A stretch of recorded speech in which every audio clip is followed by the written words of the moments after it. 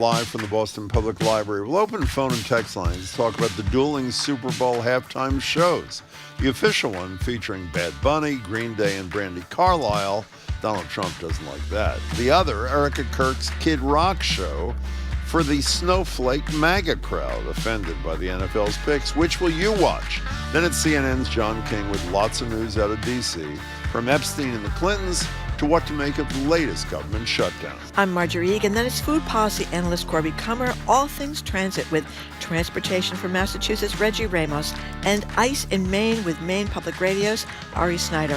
Finally, we'll end the show with you taking your calls and texts on those food delivery apps, now reshaping how we eat out and how much we all spend too much on takeout. Do you? Are they wrecking your budget? Call or text next. BPR live from the Boston Public Library. Live from NPR News in Washington, I'm Corva Coleman. Speaker Mike Johnson says the House will vote on a spending package to end the partial government shutdown. Support the package without changes to how federal law enforcement officers operate. President Trump will host Colombian President Gustavo Petro today at the White House. As John Otis reports, it's an unusual invitation because the left-wing Petro is one of Trump's most strident critics. While many other world leaders have tried to flatter Trump, Petro has criticized him for everything from his policy of bombing suspected drug boats in the Caribbean Sea to his support for Israel. Petro even called on U.S. troops to disobey Trump, which prompted Washington to revoke his U.S. visa. For his part, Trump blames Petro for flooding the U.S. with cocaine, and at one point suggested that the U.S. military could remove the Colombian leader, similar to the way it ousted Venezuela's president last month. However, after the two men had a cordial telephone conversation last month, Trump invited Petro to the White House. For NPR News, I'm John Otis in Bogota, Colombia. A federal judge has temporarily blocked President Trump from ending a program that lets Haitians stay in the U.S. 330,000 Haitians are under temporary protected status, or TPS. Now they'll be able to remain in the U.S. for 6 more months. From member station WBUR in Boston, Simon Rios has more. Haitians across the country have been awaiting the decision for weeks. In the Boston area, a Haitian named Davidson, who asked to use his first name only for fear of being targeted by immigration officials, says the decision comes as a relief, even if it only postpones the inevitable. But I just hope that during those 6 months, they give us the opportunity, either to adjust the status or probably open a new door for us to be able to stay longer than that. The 6-month extension allows Haitians to stay in the country while the case challenging the way the program was terminated plays out in court. The government could still appeal. For NPR News, I'm Simon Rios in Boston. A federal judge will hold a hearing in New York tomorrow related to the Justice Department's release of the Epstein files. That's after lawyers for some victims of the late sex offenders say their names were disclosed in the latest release. NPR's Stephen Fowler reports. The Justice Department has published millions of pages of files and admitted thousands of them contain names and personal information about victims that weren't properly redacted, but they've now fixed. Attorneys for those victims say they want the Epstein document site shut down until all victim information is removed. In granting the hearing, Judge Richard Berman said he recognized the concern and urgency of the matter, but also said he's not certain how helpful he can be. Stephen Fowler, NPR News. And you're listening to NPR News from Washington. Good morning. With the latest from the GBH Newsroom, I'm Henry Santoro.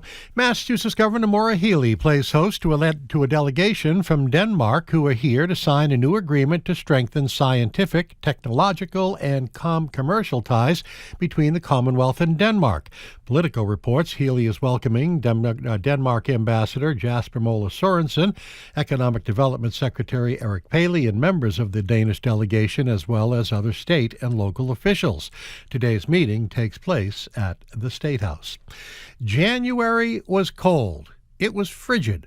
But when stacking up against historical data, it actually wasn't that bad in Massachusetts. National Weather Service tells us that this January was the 58th coldest on record for Massachusetts. The average temperature over this January was 28 degrees, enough to form ice in some local harbors. Weather Service has been collecting data over the last 150 years, dating back to 1872. In sports, the Celtics are in Dallas tonight. They got a game against the Mavs. The NFL doesn't want you to forget about the players and teams that did not make it to the Super Bowl. So tonight, it's the Pro Bowl games. In the forecast, sunny, low to mid-30s today, and we should mention the sun sets at 5:01 this afternoon. Yes, sir.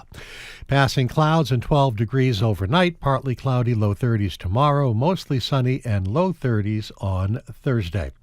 19 degrees in Boston right now, 21 in Springfield. This is GBH News. Support for NPR comes from NPR stations. Other contributors include the Pew Charitable Trusts, sharing about the state of housing in America on the After the Fact podcast, available at pewtrusts.org/afterthefact, and the Doris Duke Foundation.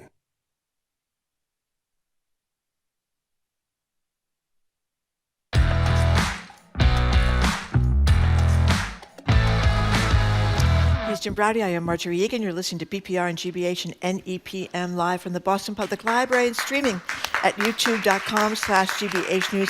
We're going to be back here tomorrow with author Howard Bryant's great new book about this little-known showdown between two superstar African Americans, the great baseball great Jackie Robinson and the artist and superstar baritone Paul Robeson. We're going to talk about that. Plus, we're going to have a special live music performance with Grammy-nominated jazz vocalist Farai Malik. And on Thursday, MIT President Sally Kornbluth is going to join us. She was one of those three presidents that was hammered in Congress, but she survived. She's the only one, isn't she? She's the only one, that's right. Friday at the Boston Public Library, Livingston Taylor is going to perform live February 10th. The mayor of Boston will be with us. Hello, Jim. Hello there, Marjorie. So the Super Bowl, you may have heard, is between the Seattle Seahawks and the New England Patriots. But here at BPR, we're almost always more interested in the halftime show than the football, and this year is clearly no different. Bad Bunny, fresh off Grammy wins, is expected to perform his set entirely in Spanish, and his selection by the NFL has prompted outrage, what a shock, among the MAGA crowd. Plus, there's this. Here he is accepting a Grammy this weekend, or whenever it was, Sunday night at the awards. Before I say thanks to God, I'm going to say eyes out. We're not savage, we're not animals, we're not aliens, we are humans, and we are Americans. The only thing that is more powerful than hate is love. But it's not just Bad Bunny. Also performing is Green Day. Remember their song a couple decades ago, American Idiot, originally about George W. Bush. They've changed the lyrics to have it fit Donald Trump. Yeah. There's Brandi Carlile, noted anti-Trump folk and country musician who happens to be a lesbian. And then there's sweet Berkeley grad Charlie Puth. I guess that's the affirmative action hire. You just say, we have been trashing the NFL for years for things like the Kaepernick thing, the concussions, but they didn't even try to temper Bad Bunny. You got to give it to them, by the way. They say it isn't a huge corporate protest, but it sure as hell seems like that. Are you thrilled by the protest, or are you switching to Erica Kirk, Turning Point? Their counter-programming halftime show with Kid Rock. Give us a call, 877-301-8970. Will this be the culture war to end all culture wars? No, I mean, it's the most watched television show every year by far. It's 130 million people or something? Just in this country, not to mention around the world. And essentially, every performer, I don't know enough about, Charlie Puth went to Berkeley, by the way. I know, you just said that. But I don't know what his politics are, but clearly, Green Day and Bad Bunny being center stage, you got to give it to the NFL. And we've also trashed Roger Goodell, the commissioner, for years. Here he is, I think it was just yesterday or the day before, backing Bad Bunny as the halftime performer. This platform is used to unite people and to be able to bring people together with their creativity, with their talents, and to be able to use this moment to do that. And I think artists in the past have done that.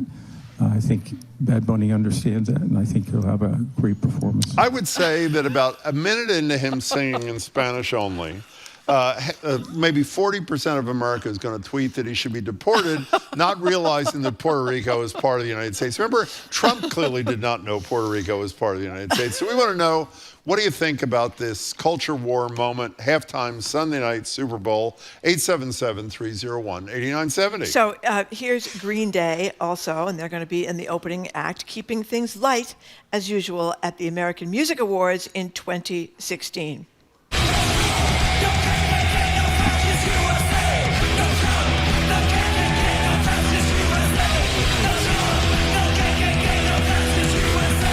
For those who couldn't make that, okay, enough, thank you. No Trump, no KKK, no fascist USA. Trump should really enjoy this halftime show. Trump is not going, of course. Too far away. Yeah, he says it's too far away. I think the reason he's not going, he can't take the Oh, you really think so? Yeah, I do. The Bad Bunny and the Green Day. It's going to be too much for him.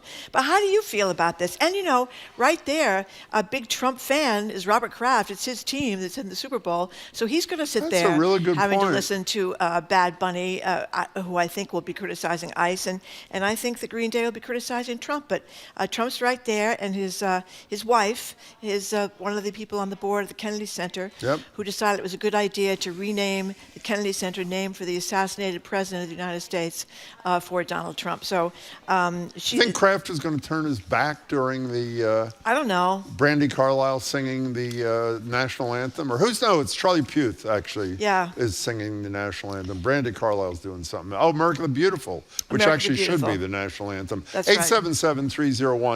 877-301-8897. By the way, I don't know if this is true. Was the first high-profile phony as you know what culture war when Bill O'Reilly did the War on Christmas? Was that the first one to I don't know. catapult? That was a big one, though. That was huge. That was huge. That there was allegedly a war on Christmas because people like me every once in a while had the audacity to say Happy Holidays.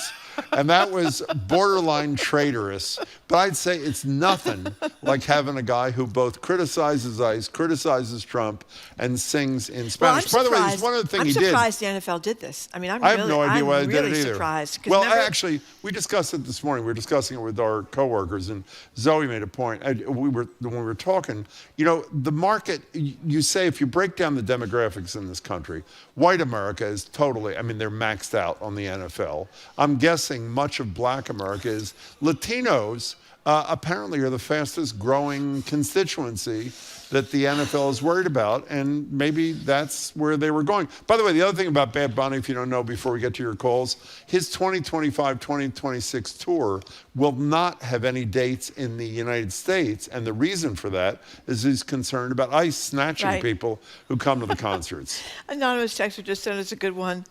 Trump isn't going because Bad Bunny didn't thank Trump enough for the paper towels. And you may recall that in Hurricane Maria in Puerto Rico, that was one of the great scenes where Trump went down there and threw a bunch of paper towels at the people that were gathering for his help in Puerto Rico. 877-301-8970. Susan and Merrimack. What do you think, Susan? Hey, Susan. Good morning. Hi. I just wanted to mention that I had seen in the newspaper that the NFL players were being asked about what they think about the halftime show. And it didn't mention who said it, but the opinion was, I think it would have been better if they'd been American. Oh, my God. Trump isn't the only one that doesn't know that Puerto Rico is part of the United States. I am so sad that you called, Susan. Let me tell you, that is really, that is horrible. Horrible. Susan, thanks for the call. Had you heard that? No, I had not. That's rather troubling, don't you Ali think? in Boston says, might try to watch the music portion of the Concussion Bowl, but outside of that, I'm watching the Olympics, cheering for Seattle. The picture of the past owner next to the dictator took things to an even more nauseating level, as if that were even possible. Yeah, that's a problem for me, too, that Kraft, owner of the Patriots, is so tight with Donald Trump. I mean, we learned, and this is no reflection that Kraft did anything wrong involving the Epstein files, but apparently Epstein, when Trump got in trouble for his massage parlor incident down in Florida, Epstein thought it would be a good idea if Kraft hired the lawyer that had represented but we don't know Jeffrey if Kraft had any part of that discussion. I just said that. Yeah. There was nothing untoward alleged against Kraft. I wished that Mr. Kraft had apologized to the women who suffered so terribly after that case came to the fore. One of them was deported. So Brian in Marblehead text, I predict there will be a power outage at the stadium during halftime. Anonymous texter says, you should have your own competing program spotlighting fake dog testicles, frozen poop, real versus fake trees, daylight saving, and Jim's new obsession, making people serve in the Peace Corps. It's not exactly right, but it's close. John and Bill Ricca, welcome to the show. Hey, John. Yeah, Jim's new obsession. thank you. We're going to do it. Hi, I'm sorry. Go ahead. Sorry. You're Thank welcome. you for taking my call. Sure. I just want to comment. I want to comment on the Grammys. Please. Yes. You know, they're a bunch of talented, they're very talented, high-profile musicians. Yeah. We'll call them whatever you want. Musicians. Yeah. And yes, and you know, their music is. I think their music is great. And but the problem is, you know, they're all high profile. I mean, if you watch the way they dress, the way they talk, Yeah. I don't think they really put two and two together. An example, you know, they're portraying, talking about illegals. I'm talking about just criminals. Yeah. Just criminals alone, okay? Yeah. Forget the illegal. This will be good. Go ahead. And you know, and then they put ICE down. ICE is only trying to do the job. Okay, John, let me ask you a question. What did you think of Chapel Roan's dress being held up by nipple clips? What do you think about Well, that? I think it's a disgrace. I Okay. mean, I figured you might. let's say I'm not, but kids watch this here. Kids. I'm not And, you know, exactly a kid. I watched it. Yeah, go ahead. There's one called not Alicia. I forget the young girl. Billie that Eilish. won, Billie Eilish. yeah. Right. Yeah. I mean, she has eyes that look like they're evil. And what Okay, right does John, she have to say- no, that's a very excellent call. What right she has is she's entitled to speech, and you're entitled to say you didn't like it. That's one of the beauties, at least used to be one of the beauties of the United States, when you're allowed to say what you want without getting arrested. John, thank you, or worse. Well, John, you know, thanks for the call. there's a long tradition of protest songs in the United States of America, you know, but going back to Pete Seeger, and we just had, obviously, Bruce Springsteen just issued his own protest song. Number one in a minute. You know, to me, more singers, actors, sports figures, I like everybody speaking out. Dear anonymous texter, I don't know if this is intended as a joke. I assume it is. Did you guys hear E. Jean Carroll is reading a poem after the game? I assume that's not true. I assume that is fairly funny. Took Marjorie a couple of minutes. That would be wonderful, though. Yeah. Wouldn't that be great? Yeah, it'd be great. Yeah. Okay. Donald and me in the dressing room at Bergdorf Goodman or wherever it was. Was it Bergdorf Goodman? I think so. Was, yeah. Sarah in Acton, what's up? Hey, guys. Thanks for taking my call. Of course. So my take on the whole, you know, everyone thinks it's wonderful that the NFL is being so woke and having these wonderful, by the way, people that are going to be performing. But they're really just trying to get a new demographic of people to watch, right? Yeah, but if it's a twofer, obviously there's going to be huge. I mean, by the way, Bad Bunny appeals to much more than just the Latino population. He's arguably the most popular musical performer in the world. But yeah, I mean, it's obviously a business decision. But at the same time, Goodell's not a moron. He knows that this has political implications. Don't you think, Sarah? I definitely agree with you. I think it's a win-win, but I just don't want to. I don't want to like have this illusion that they're being, you know, that they've turned a corner. You're right. No, that is. You know, they haven't. That is a fabulous and important point. We should have made that clear. You're right. Thanks for the call. Jake from Beverly makes a great point. He has a solution for this whole mess. He says, Bad Bunny just won 6 Grammys. Maybe if he gave one to Trump, that he'd win Trump over. That is great. Jake, that was brilliant. That is I brilliant. really loved what Bad Bunny got up and said, though. You know, he said that, you know, we are not animals, we're Americans, we're not savages. I mean, that's the way that Trump has portrayed a lot of people that came to this country because they were desperate in the places they were in. You always say to yourself, if you were starving, if your children had been shot or risk of being shot, if your family had been shot, maybe you'd think about getting out of the country that you came from too. It's not as if and then you think of the resourcefulness of people that come over, you know, the people the courage that go through the desert and go through the jungle to get here. And you think about when you look at first generation immigrants to the United States, who are the people that are starting a lot of the companies and rising to the height of the rap? It's first-generation immigrants. It's we should do an update, by the way. This is at least temporarily positive. We discussed with Michael Curry yesterday the fact that hundreds of thousands of Haitians were going to be primed for deportation because of the removal of temporary protected status, 19,000 of whom live in Massachusetts. Yesterday, there was at least a temporary reprieve, as you said, by a federal court judge who stopped the end of that status for them, by the way, which was supposed to end today. So that's actually, I think, an important development. How many MAGA people will last as long watching the halftime show with Bad Bunny as Jim spent watching the Melania movie? 34 minutes. Jim went over the weekend. 34 I think minutes. It's an hour and a half long. Hour 44. It's first generation of the children of immigrants, right? Did I get that right?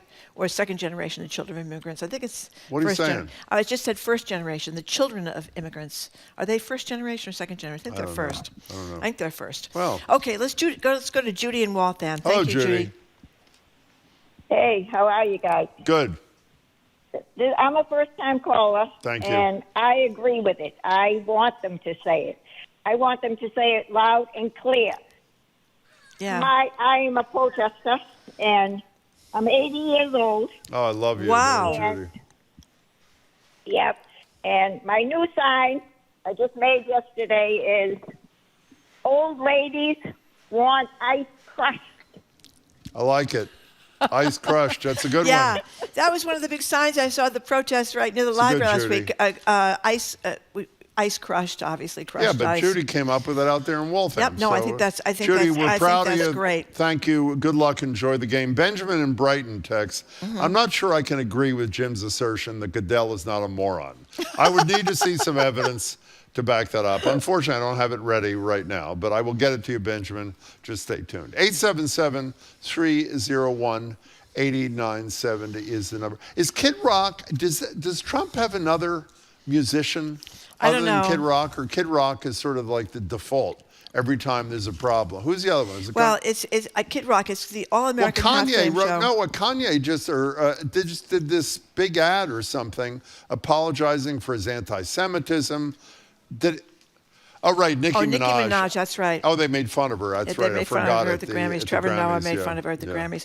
Yeah, the conservative group, the Kid Rock alternate halftime show is called the All-American Halftime Show, a supposed celebration of faith, family, and freedom. And you have to say, which faith? It can't be the Christian faith, since they're in favor of massacring people on the streets of America. That's the Trump faith. Killing people is not a faith kind of thing. Freedom, I guess it depends on who you are. Only certain people are supposed to have freedom. You're leaving, by the way, you just learned it's not just Kid Rock. You know who else is performing? A new duo. J.D. Vance and Erica Kirk are doing because they've been spending a lot of time together. So they're going to do a Tango little thing. Maybe the Village People. We forgot about the Village People too. Trump loves the Village People. I don't think they're performing at this thing. By the way, it may be me, but okay. Anybody in the audience heard of Brantley Gilbert? Okay, let's move on. No. Gabby Barrett, anybody? No. They're also performing at the Alternative. And of course, the immortal Lee Brice, whoever he or she is. Anybody? No? Okay, good. They're performing with Kid Rock, or not with Kid Rock, but at the same. What happened to the Puppy Bowl? Isn't the Puppy Bowl supposed to be at halftime? Is on. That's on Sunday, I think. Well, wait a second. Isn't that the halftime? I'm not sure what time it's on, but a couple of people are saying that they're skipping the entire Super Bowl to watch the Puppy Bowl. Oh. So I'm not sure when it's on time. I think the Westminster Dog Show is today, too. That's a big event. 877. Well, we don't have time for another. Yeah, we do. Teresa in Lexington, take it away. What's your take on all this? Hi. Oh, it will air Sunday at 2 p.m. Okay. Hi there, Teresa. Okay. Yeah. Hi. Thanks for taking my call. I commend Bad Bunny and Billie Eilish for speaking up, and I thank you both for speaking up. I have one comment, though, about today. What? Trump has stated he wants to nationalize elections, and I'm a little confounded as to why you're not leading with this. Well, because we're discussing it with someone who has with much more expertise than we in about 2 minutes. John King. So be patient, Teresa. It's a 2-hour show, and that was the determination we made. We hope we can live with it. Thank you very much for the call. It was Marjorie's idea. I want to be clear. That's right. Not mine. That's right. Okay. We are going to be speaking, as Jim just said, right after this with CNN's chief national correspondent, John King, about Trump's proposal to nationalize the election and what's going on with the government shutdown and a lot of other national news. He's Jim Braude. I'm Marjorie Egan. You're listening to BPR on GBH and NEPM live from the Boston Public Library, streaming at youtube.com/GBH News.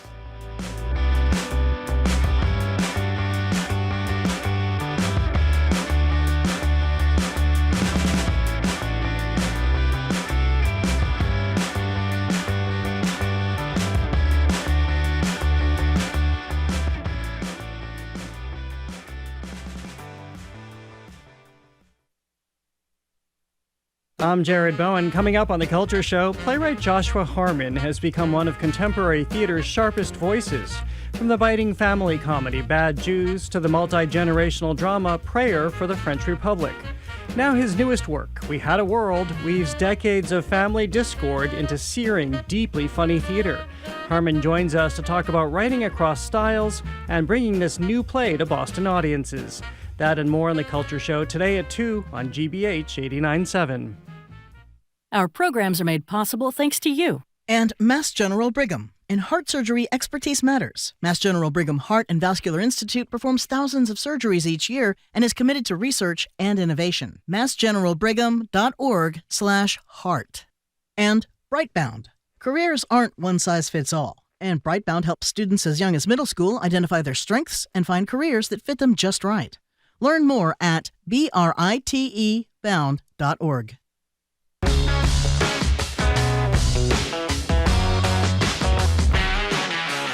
Welcome back to BPR and GBH and NEPM. Marjorie Egan, Jim Braude, live at the library, streaming at youtube.com/GBH News. Back here tomorrow with author Howard Bryant. He's written a spectacular book about a conflict, let's put it that way, between the legendary Jackie Robinson and the legendary Paul Robeson, called Kings and Pawns. Thursday, MIT President Sally Kornbluth joins us, and Friday at the library, one of our favorites, Livingston Taylor, will join us to perform. Joined now on Zoom by CNN's chief national correspondent, John King, the man behind the great reporting project All Over the Map. Hello there, John. Hi, John. Hello there. I wanted to give Marjorie an early glimpse of the Puppy Bowl. Oh my God. Oh, who is that?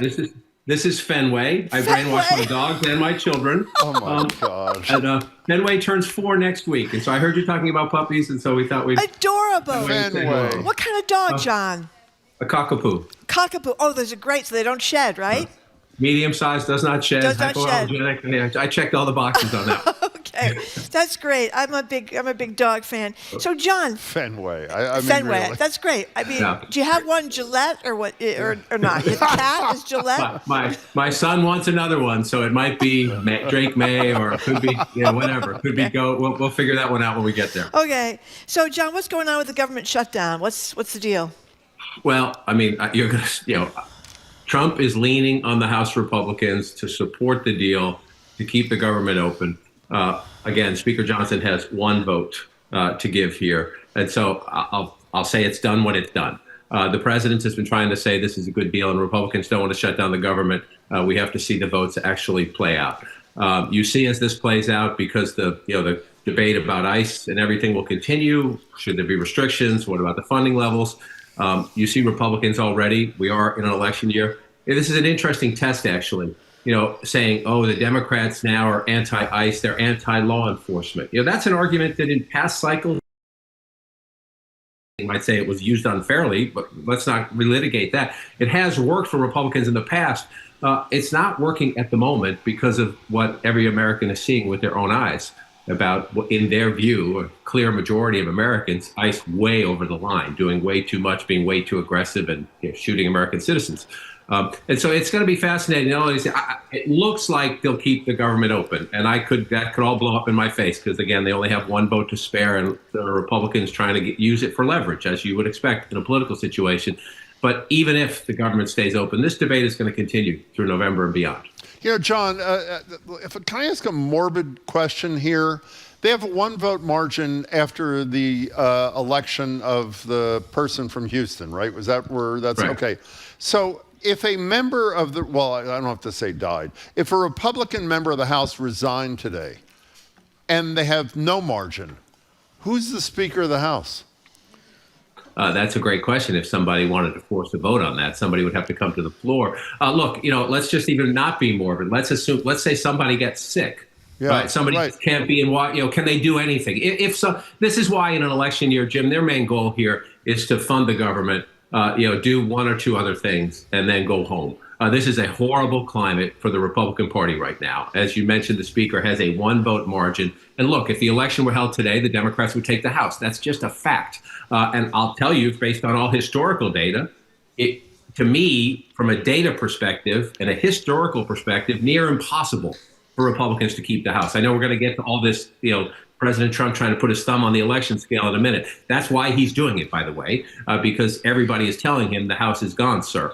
And so they want to do the bare minimum, keep the government open, and then get their tails home to campaign for re-election in a climate which, thanks to a lot of the actions by President Trump and his team, most recently what you're seeing in Minneapolis, the wind in the Republican face is fierce. So, John, speaking about nationalizing the elections, Trump says this yesterday. In 15 places he throws in, which I assume are blue states. This comes on the heels of the seizure of those boxes of ballots in Fulton County, led by, and I still don't get this, maybe you can explain what you understand, Tulsi Gabbard, who's the lead national intelligence person in the United States, accompanying FBI agents and apparently putting Trump on speakerphone with the FBI agents there. This sounds to me like with two things like that, nationalized elections right after the Fulton FBI ballot seizure. This is what we're going to see week after week after week because of exactly what you said, Trump's fear about losing the House, no? Yeah, and look, I think I'll get to some of the details in a second, but I think everybody listening should take this seriously. That when the president says he wants to, he always accuses the other people of weaponizing the Justice Department. He's weaponizing the Justice Department. He always accuses the other side of trying to put their thumb on the scale in the elections. He is trying to put his thumb on the scale in the elections. These are not partisan statements. These are facts. Listen to his words. Read what he has said and look what they have done. Whether you're a Democrat, a Republican, an independent, these are just facts. And so why is Tulsi Gabbard there? Let me deal with that one first. She's been on the outs. She's been shoved aside. How do you get back into the good favor of the audience of one? The President of the United States? You do his bidding. The Georgia case, Republican Secretary of State, Republican governor, more lawsuits than I have fingers. Rudy Giuliani bankrupted because of the case against him by those two election workers there. This is done. This should be done. So why is the president redoing it? You can draw your own conclusions at home. Jim, I think you have a law degree. You know the Constitution. States run elections. So when the president says we're going to nationalize elections, constitutionally, that's laughable. However, again, take him seriously because he has done a whole number of other things that at first glance people have said are outside the lines or outside the law or outside the Constitution. So we have to take him seriously when he says this and see what exactly does he mean by it. To your last point, I'll stop rambling. Keep rambling. He mentions only blue states, right? So on election night in 2020, this whole Georgia thing is a farce. On election night in 2020, they counted the ballots, and it took us until a week after we had called the election, mind you. Georgia did not sign the election. Pennsylvania did. Your great home state, the Commonwealth of Pennsylvania, made Joe Biden president in 2020. It was 6 days later that we finally called Georgia for Joe Biden. After a methodical count in which they counted all those ballots in a crazy, hard-to-count election year because of COVID, and they did it. Well, the reverse happened in Joe Biden was ahead for a long time in Mississippi, in Texas, in Ohio, in Kansas, and in Missouri. Did Donald Trump go seize those ballots and ask what happened and how he came back, how Trump miraculously came back and won those states? He didn't miraculously come back and win those states. They counted the ballots fairly and accurately, just as they did in Georgia and all those blue states. It took a while. You'll find tiny evidence of this, that, or the other thing. Nothing that would have shifted the election. Absolutely nothing. But it does seem to me we're talking about nationalizing the election in the 15 states, talking about saying mail-in ballots can't be used, or they've got to be counted by the day of the election, or maybe we're going to jigger with the voting machines, or undocumented people are allegedly voting in huge numbers, which they're not. Right. So we have to have ICE and Border Patrol at the ballot places. Yeah, all these combinations. I think nationalizing the election, would be difficult because you have to get other people. You can't just. I mean, Massachusetts has So stood when- up to taking the votes, but it's scary. The 2026 elections. You guys, we've been doing this for years, right? I had color in my hair when we started these conversations on the radio. And so, I don't like to go out into hypothetical land because of my job. However, I do think that we need to have all possibilities on the table. And as somebody like me who has covered elections for 40 years and who on election night will be showing you the vote count as it comes in from around the country, I think, again, you have to take him seriously. So if the courts, for example, say, Mr. President, that's ridiculous. The Constitution says states regulate their own elections. You've shown zero evidence of any wrongdoing, any reason to do that. What comes next then? Right? There are a lot of scenarios being kicked around by smart people, and a lot of nonpartisan people actually have a history in elections. One is, to your point, that he says, okay, I lost in the courts, but I'm going to declare some national emergency or just declare something and put the National Guard or ICE or Border Patrol out in large numbers in battleground congressional districts to try to scare away, say, Latino voters who have swung back toward the Democrats fiercely in 2025 and so far in 2026. Would he do something like that? Another scenario they say is, would he, the day after the election, say it was rigged in those blue states or in all the House districts where he lost? This is what he does, right? Trump never says it was rigged when Republicans win. It's only when he loses, the Republicans lose. And then does he say there's some kind of we're launching a Justice Department investigation? Speaker Johnson, do not seat those Democrats. Do not give them the House majority until this mythical investigation is completed. Those are among the scenarios out there that lawyers all across the country are preparing for because, again, they don't think he can do what he says he wants to do, but they take him quite seriously when he talks like that. So, John King, the Clintons, as in Bill and Hillary Clinton, have done a 180 and said they will appear to testify before Congress. Why did they change their minds, John King? I believe they did not want to be held in contempt, that they did not want that on their legacy, even though they think the House Republicans are not serious in what they're doing here. I also, look, I think anybody who has anything to say about Jeffrey Epstein, if you have relevant information that can still somehow end this, there's no such word. I'm very hesitant to say anything because you're hurting somebody. There are victims out there, survivors out there, there are families out there, and every time this comes up, it hurts somebody. However, if there's something they can add to the conversation about it, fine. I would also say this, the House Republicans have a history of thinking they're doing a big thing. I would give you the Hillary Clinton example many, many years ago, where she stuffed them all in their lockers. I think some of them are still stuck in their lockers. You have very, very smart people, very flawed people in Bill and Hillary Clinton. And so let's see if they have anything relevant to say. And I also, here's what I will say politically about their decision. They're still negotiating the details, by the way. And some Republicans say we still want to find them in contempt. If they're negotiating to actually give some testimony, and the Republicans do that, you can draw your own conclusion at home. Are the Republicans in an election year trying to poke the Clintons to gin up the base? We're going to see a lot of base moves in an election year. However, I would say this. If you get testimony from Bill and Hillary Clinton, whether or not it gives you any newsworthy, relevant, move the information load forward, valuable information about Jeffrey Epstein forward, are you going to call in Elon Musk? Are you going to call in Donald Trump? So I think the credibility of what the Republicans doing, we will get a much better glimpse of that if the Clintons actually participate and go forward, whether or not they provide anything that's interesting or valuable. We'll know what are the Republicans doing. Are they just trying to steer your attention over here? And again, the two congressmen, Democrat and Republican, Khanna and Massey, who forced this to begin with, still say that the Trump administration has not kept its end of the deal.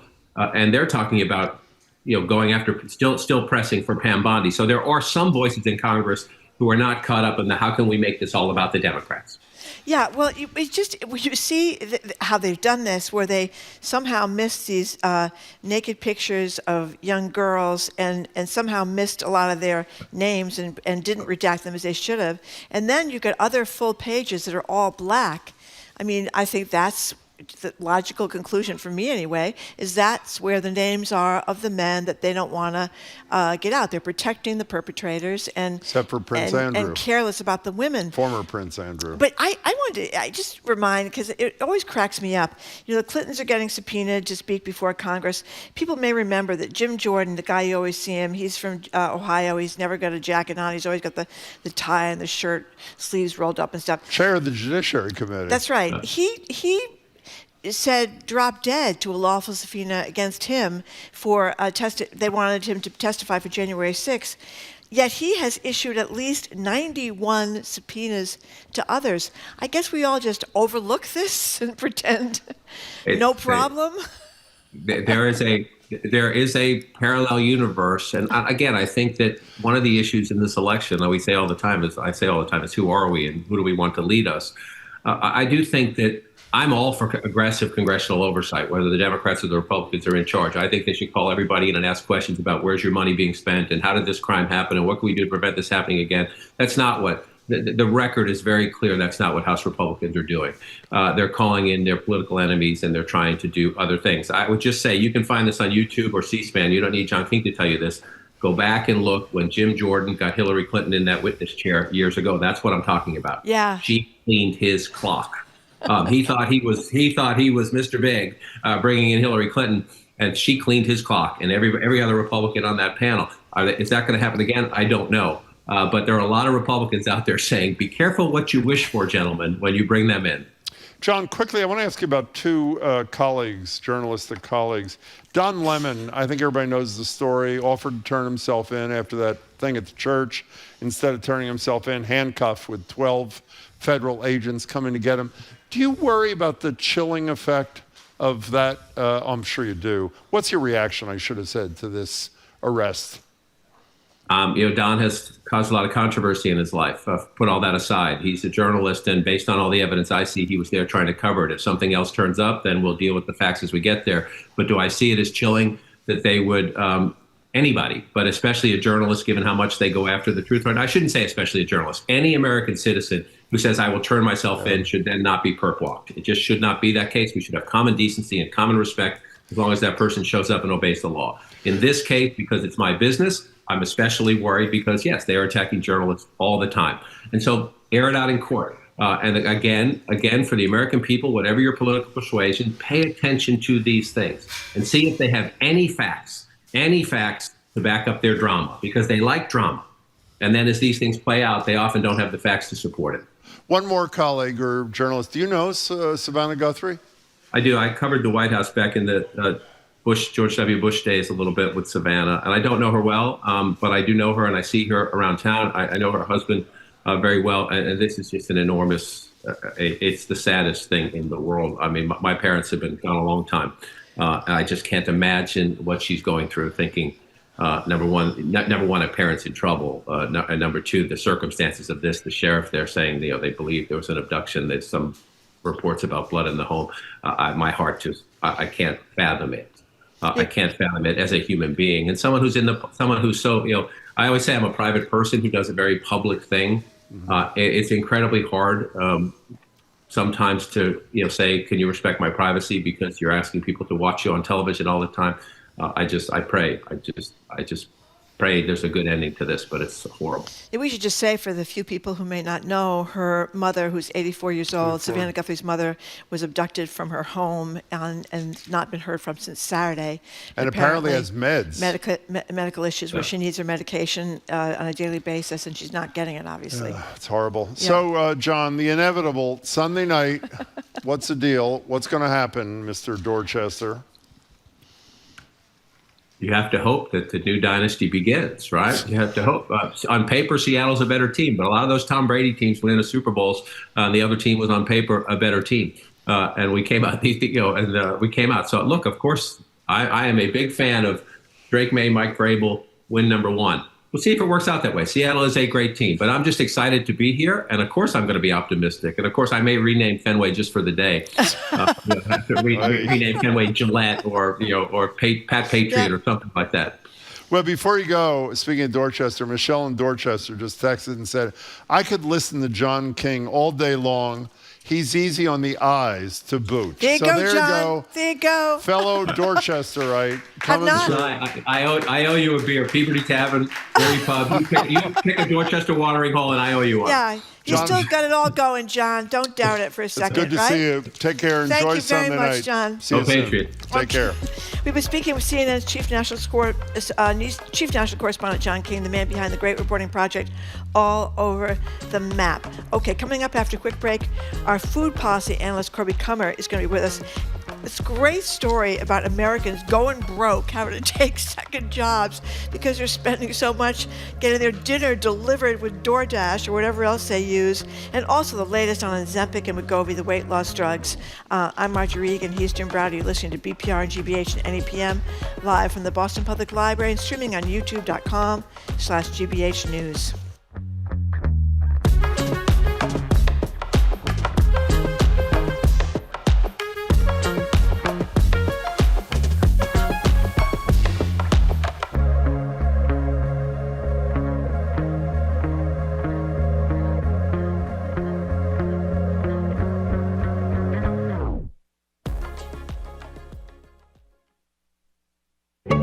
I'm Edgar B. Herwick III. Today on the Curiosity Desk, how two chefs learned to love this hideous vegetable. It looks like it's growing tentacles out of the bottom, and you can kind of picture it just like scurrying off your countertop. And the history of fugitive slaves facing danger, even in Boston. They were prepared to die for this. And actually, it's other people who from the beginning were like, you need to get out. That's the Curiosity Desk today at 1 on GBH 89.7.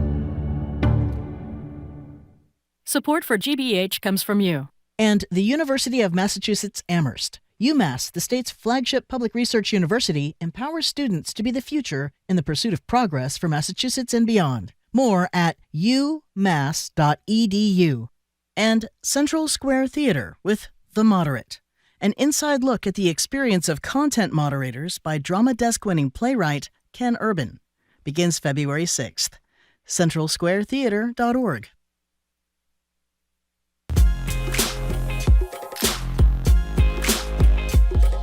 Welcome back to BPR and GBH and NEPM. Marjorie Egan, Jim Browder, live at the library, streaming at youtube.com/GBH News. We're back at the library tomorrow. Howard Bryant, who's written a terrific new book called Kings and Pawns about Paul Robeson and Jackie Robinson and the conflict that originated in the House Un-American Activities Committee in Congress, plus a special live music performance from Grammy-nominated jazz vocalist Farai Malik, and more. Plus, Thursday, MIT President Sally Kornbluth joins us. February 10th, the mayor is here for an hour. We're joined now live at the library by Corby Kummer. Corby's the executive director of the Food and Society Policy Program at the Aspen Institute, senior editor at The Atlantic, and a senior lecturer at Tufts Friedman School of Nutrition, Science, and Policy. Hello there, Corby. Hello, Jim. Hello, Marjorie. Well, so more great news about these weight loss drugs, Ozempic and Wegovy. Tell us.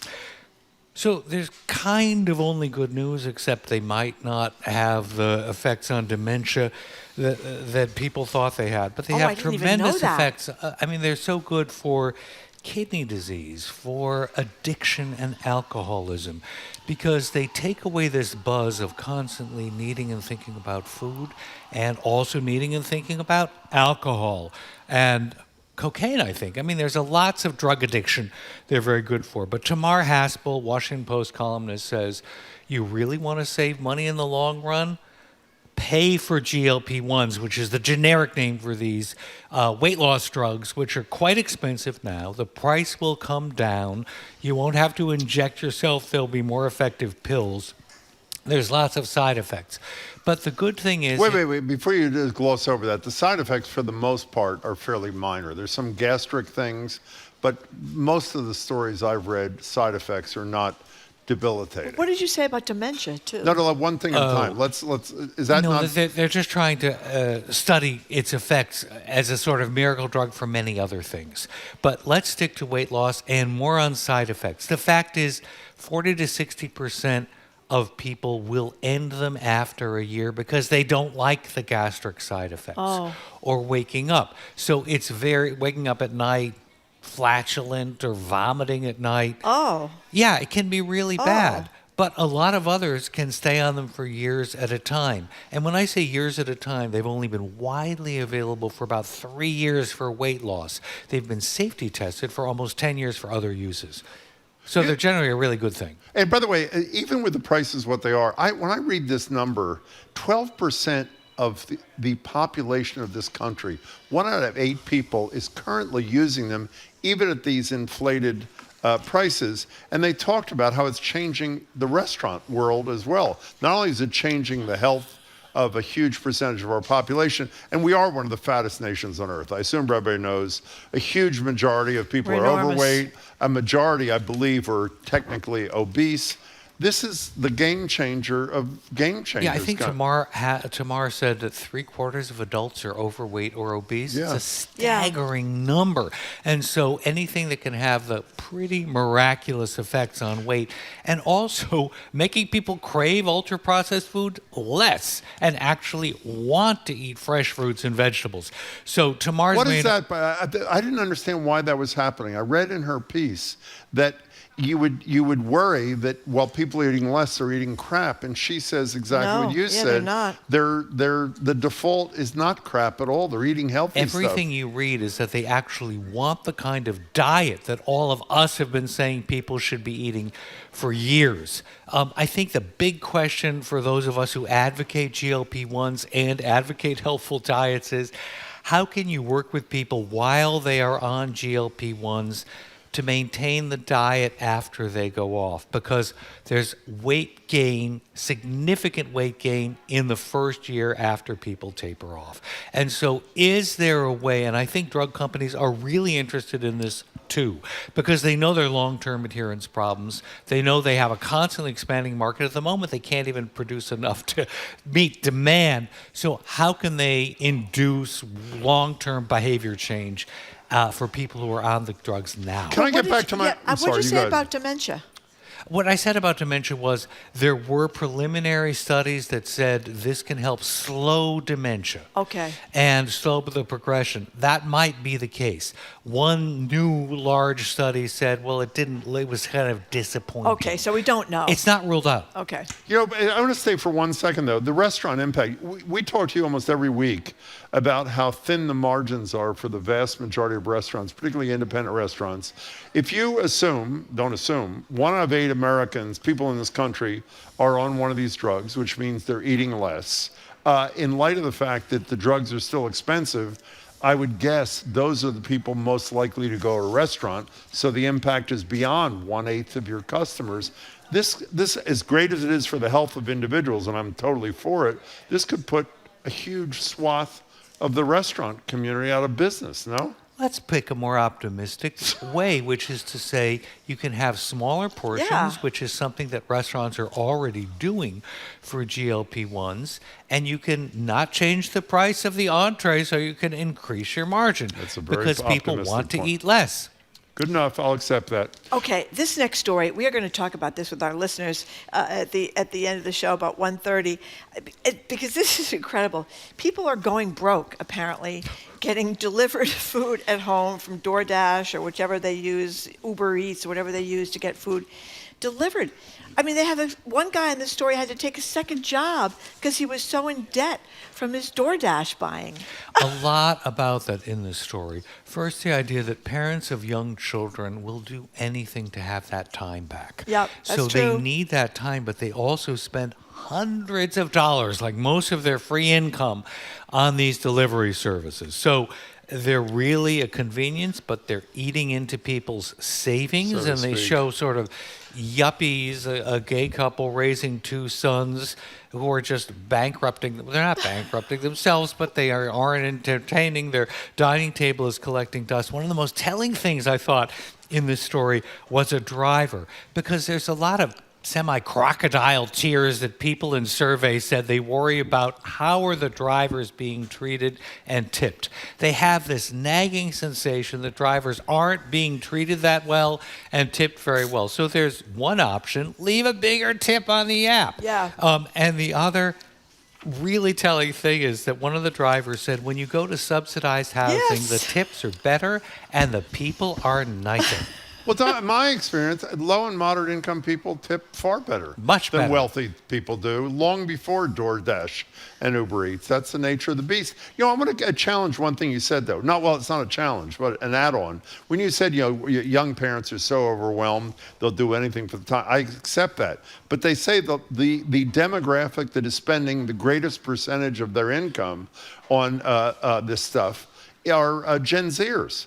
The vast majority of whom, I'm guessing, do not have children yet. It's sort of like the convenience generation. Anything you can do to make life easier without having to spend time and energy is the default. And my attitude is if you can afford it, great. Apparently, 3/4 of the food that's sold by restaurants is not eaten in a damn restaurant. I mean, that's pretty incredible, isn't it? Yeah, so the trade-off for restaurants is it kept them afloat during the pandemic, but now it's keeping people out. It also is a steady stream of income. So it's perfectly okay from that point of view. But they quoted a Yale student as saying there's always a delivery truck outside the dorm. And I thought that is pathetic and terrible because dorm cafeterias are places to meet other students and form lifelong friendships. There's one other wonderful point in one of the stories you read for this. It's one thing if you're ordering a whole dinner for your family and you have a delivery fee and it gets spread out over everything. They say a huge percentage of the delivery orders are 1 cup of coffee, where the delivery fee is more than the coffee, a hot fudge sundae, whatever the hell it is. I mean, the convenience appeals to me, but you're also missing out on one of the great, in my opinion, relaxation things. Of course, I don't have young kids now, is actually cooking. And that whole thing is like a really good way to the nightmare of the world. In any case, we'll talk to the listeners about it near the end of the show. My favorite story of the day is sauces are huge. And what it made me think of, people are carrying sauces in their pocketbooks. It reminded me of this wonderful thing. Here's Hillary Clinton in 2016 during her presidential campaign. She's speaking to one of New York's largest hip-hop and R&B stations. And one of the hosts asks her to name something she carries with her everywhere she goes. Here it is. So what's something that you always carry with you? Hot sauce. Really? Yeah. Really? Are you getting information right now? Hot sauce. Hot sauce in my bag, Swag? Hot sauce. Really? Yes. Now, let me tell you, if I was the host, I would say, let's see your bag and let's see the hot sauce. A lot of people think it was a pandering experience by Hillary Clinton. But what's the sauce deal, including taking it to restaurants and putting it on a chef's meal that you ordered? Kind of insulting, right? Customization and personalization are very big in restaurants, and they now have more and more sauces. Do you remember the sriracha craze? That's right. It hasn't abated a couple of years ago, but people love sriracha sauce on the table, and also hot sauce. And there are these mini Tabasco on very expensive key rings. Tabasco has made a mint on these, and hot sauces. So one barbecue restaurant that was quoted in the story in the Washington Post said, "We spend a lot of time preparing our meat, hours smoking it. We love the subtle range of flavors. And we also use cane sugar and our own spices and hot pepper in our special sauces. We don't want somebody coming in and clopping up these hours of time we've spent to give them these great flavors. But otherwise, if food is bland, if they don't want it, like airplane food is bland, it has to be blander because your taste buds are different in the air, then people want it. I think it's ridiculous. Do you carry sauces in your pocket? I would never do that. But you know what I love is right here at the News Cafe, there's a basket.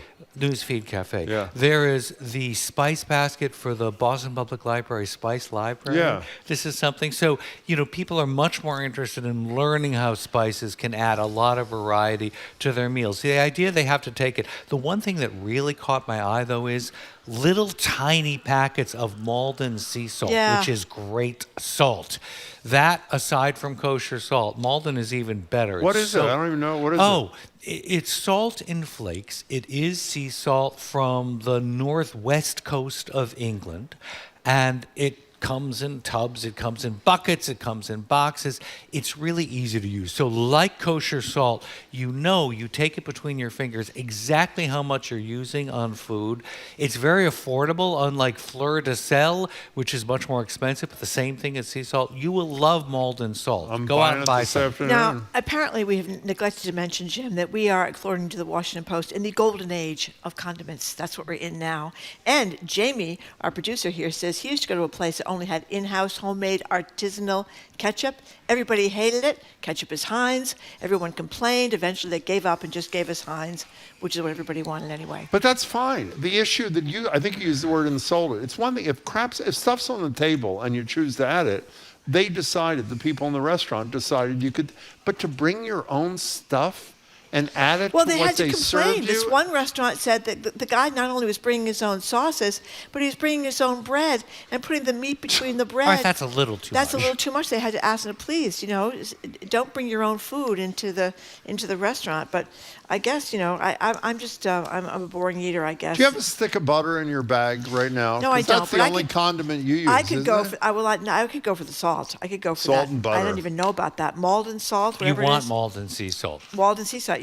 I've never seen it before. Is it at regular stores? Malden, Can you buy it? You'll see it. It's upper and lowercase, italic sans serif logo. You will recognize it. You have seen it before. When you say flakes, you mean like not grains, like flake? No, I mean like flakes. Oh, they're big flakes, and they're so easy to use. They're tempting to look at. You're going to love it. With the Malden, okay. Can you imagine Jim and Marjorie Malden flakes for the next pledge drive, which is coming up? That could be huge. I do love. Yeah, picture of you. Exactly, sprinkling it. I do love all that sea salt stuff that you could grind out of the container. That's really great. Maldon, actually. Maldon, not like the town. Okay, thank you very much. Can you put that up there for the 3 people who care about this? Thank you. A lot of people care about this. No, I do, like but salt I'm not sure anybody else does. Okay, I'm but totally I'm not sure where I am on the tinned fish craze. I mean, tell us about... You don't like fish. Well, I like tuna fish.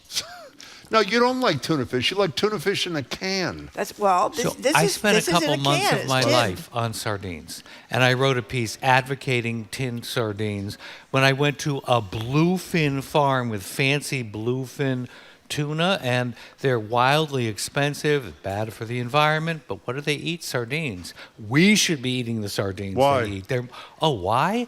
Because they're much lower on the food chain. They don't accumulate toxins. They're much more plentiful, so they're not an endangered species. They're cheap. They're nutritious. They're great. They have a ton of fiber from the bones in sardines. They're just great. Do you think they're lying when they say that these tuna was not involved in any dolphin slaughter or anything like that on these cans? I would rather that they say it and make some effort, even if they're lying, than they not say it at all. Okay, so I got it. Where did the tin thing come from? Is this like a TikTok? No, it's pre-TikTok. Fishwife. Remember, there's Salty. No, that's one company. Yep. That's all. There's Salty Girl down Boylston Street, and that's a terrific restaurant. Tin fish really took off even before the pandemic. In Spain and Portugal, they're great brands. That's right. They Portugal's have great huge. labels. Yeah, that's right. They have tomato sauce with the favorite ketchup. They have hot sauces in the tin sardines. They're terrific. They come in many flavors. I have a tin of sardines every day at lunch. No, you do not. I do. Is that the whole lunch? Oh, there's some, yeah. And then I have, hazelnuts and a little bit of carrot. You have sardines every day for lunch? Pretty much. For what reason exactly? Because they're so easy, and I actually really enjoy the taste, and they're right there, and I'm getting protein. Okay. And they're so Have you ever had a helpful. sardine in your whole life? No, I don't want any sardines. Oh, you'll love them. She doesn't. No, she's not a fish person. Fishy things. But let's talk about this Michelin bump. I mean, I guess it shouldn't be any surprise if you get like one of these stars from a Michelin bump, like your buddy there, Tracy Chang. She got a star. She got a bib gourmand. A bib gourmand, but you get mentioned in the Michelin thing. It makes sense that the place is crowded for weeks thereafter. I think it's terrific. When Tracy Chang, and we really are crazy about it, Pagu in Central Square, was nominated for a James Beard Award a few years ago. She had a lot more people come in. And the same thing is happening with Michelin. The bib means this is a good value. It's interesting. You should go check it out. Only one restaurant, an omakase sushi restaurant, 311, got an actual star in this year's Boston Michelin Guide. And that reservations you can't get. But every place else, Deborah first said in her column, you can get reservations. Most places, what I really liked was Deborah's quoting somebody as saying, we want to make sure our regulars don't get alienated from our temporary. Oh, that was the place in Brookline, which I've been to tons of times, but only takeout. I don't know how you say it, Maha. I don't. You're going to try. That's a good start. But it's a great place. MAHANIYOM. And Karen Akunowitz won for both her restaurants in South Boston. She was with Jared the other day. By the way, someone just said, good for his brain. That's why the sardines are good for your brain, or is that BS? They're great for your brain, and according to TikTok, they're really good for your skin. So if you've noticed my complexion, your skin looks more really fine. Usual, it is the daily sardines. Why are they great for your brain and your skin? Fish oils? He's going to make this up, I can tell. Omega-3 oils, and they're just great for you because of the bones and the fiber in them. Okay. Protein. All right. What's so great about this 311 omakase, whatever it is? You have 30 seconds to tell us. Oh, yeah, sorry. They have really good chef-made, interesting sushi. And with sushi, it's always the imagination of the chef and the quality of the fish. And all you need is $1,000 to spare, and you and your best friend can go. Yeah. In any case, they probably have a lot of sardines. It's expensive. There too. I mean, I hear it's great, but it's rather do you know that sort of venture capital term, bromakase? No, what does that mean? Because bros go out instead of steakhouses, they spend a fortune on. Corby, it's nice to see you. Sardines there too, right? Sardines there too, Corby? I don't think so.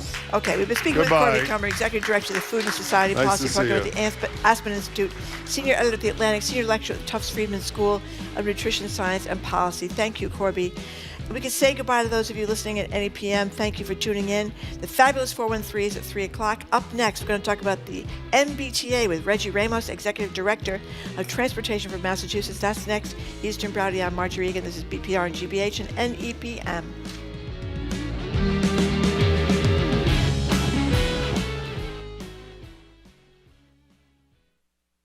Celebrate jazz with GBH at our upcoming Jazz Now event. Join us at our Brighton studios for Jazz Now with Godwin Lewis, presented by GBH Music and Jazz Boston, February 4th at 8. Tickets at gbh.org/events. Funding for our programs comes from you. And Fixed Dental, offering permanent teeth-on implants, customized in their laboratory, enabling their doctors and technicians to oversee every aspect of the smile design. Learn more about all the treatments offered at Fixed at fixeddental.com. And MIT Sloan Executive Education, a global community of leaders seeking fresh insights on strategy, innovation, and AI. More than 90 programs offered year-round. More at executive.mit.edu. You're listening to 89.7 WGBH HD1 Boston. Online at gbhnews.org. GBH News. What matters to you?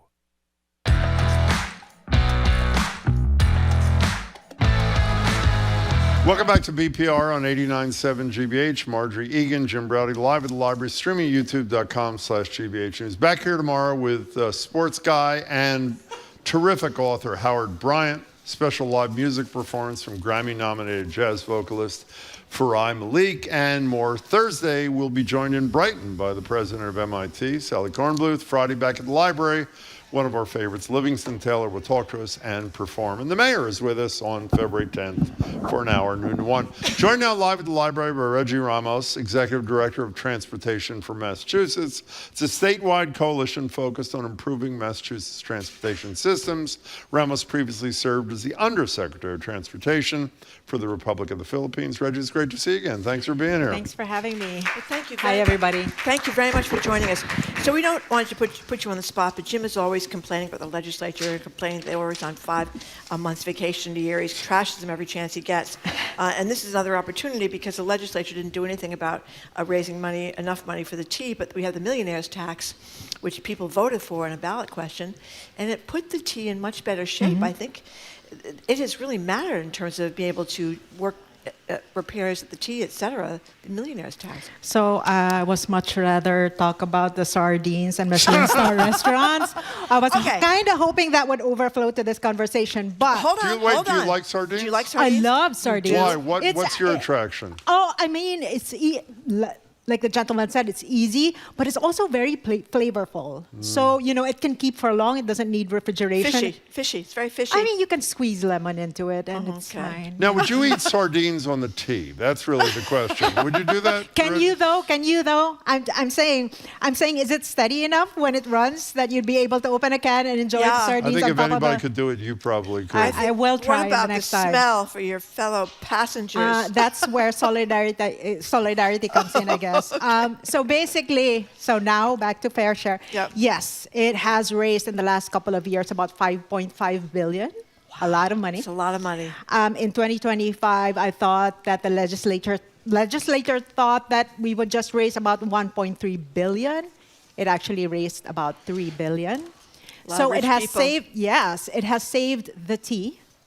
It has granted reprieves to the tea from the fiscal cliff that we all experience and hear about every year, but I will say it's not enough. So right now we're in the cycle shown by the governor's budget that we are filling the tea's deficit. So the tea about 2 weeks ago or 3 weeks ago said that they're in deficit about $500 million. Wow. Right? And in fiscal year 28, about $700 million more. Each time that happens in the last couple of years, we took money from fair share and then replenished the rainy day fund of the Fair tea. share is the name the millionaire's tax Yes. people prefer it to be called, for those who don't know what fair share is. But go ahead. Yes. They don't like calling it the millionaire's tax, but it is the millionaire's Yes, tax. it is. It is a surcharge of 4% for those who are earning $1 million or more. And it has helped both transportation and education. But going back to what I said, this is not enough. This is not a way you fund a transportation system that has a backlog of 24.5 billion, that has capital investment plans of up to 12 billion that's not funded at all. So this is not a way of doing funding and transportation. So looking at the governor's proposal this year, she says she takes away maybe, I want to say 500 million from the fair share and puts it back to the rainy day fund of the tea, which the tea has already used. That happens every single year. Now, what we have right now is some overage or surplus collections from fiscal year 23-24 when fair share, when the millionaire's tax was first imposed, right? So there were overages because the legislature thought that it would only get like 1.3 billion a year, but it indeed overperformed. That's not likely going to happen in the years to come. That surplus, where we take money to fill the deficiency, is not going to repeat in the coming years. Can I stop you right there? Yes. That's the point I wanted to get to for a second. By the way, for those who don't know, in the millionaire's tax, the money constitutionally is required to only go to education and transportation. That's right. The point of Marjorie raising at the minute the millionaire's tax, I think, was, based on our conversation this morning, is the legislature didn't fix the problem. Mm-hmm. The public, quote, fixed the problem. Mm-hmm. And in light of the fact that the governor's committee, whatever the hell it's called, to figure out funding alternatives, came up with absolutely nothing, mm-hmm. at least in my estimation, except saying, let's use the millionaire's tax. The history would suggest, at least to me, and there's a question in this, that the legislature doesn't have it in them to really solve the problem. And as a result, particularly in light of what you said about the millionaire's tax not being the do-all, be-all source forever, down the line we could be in deep whatever. Yes, Is that a fair statement? 100% agree and fair.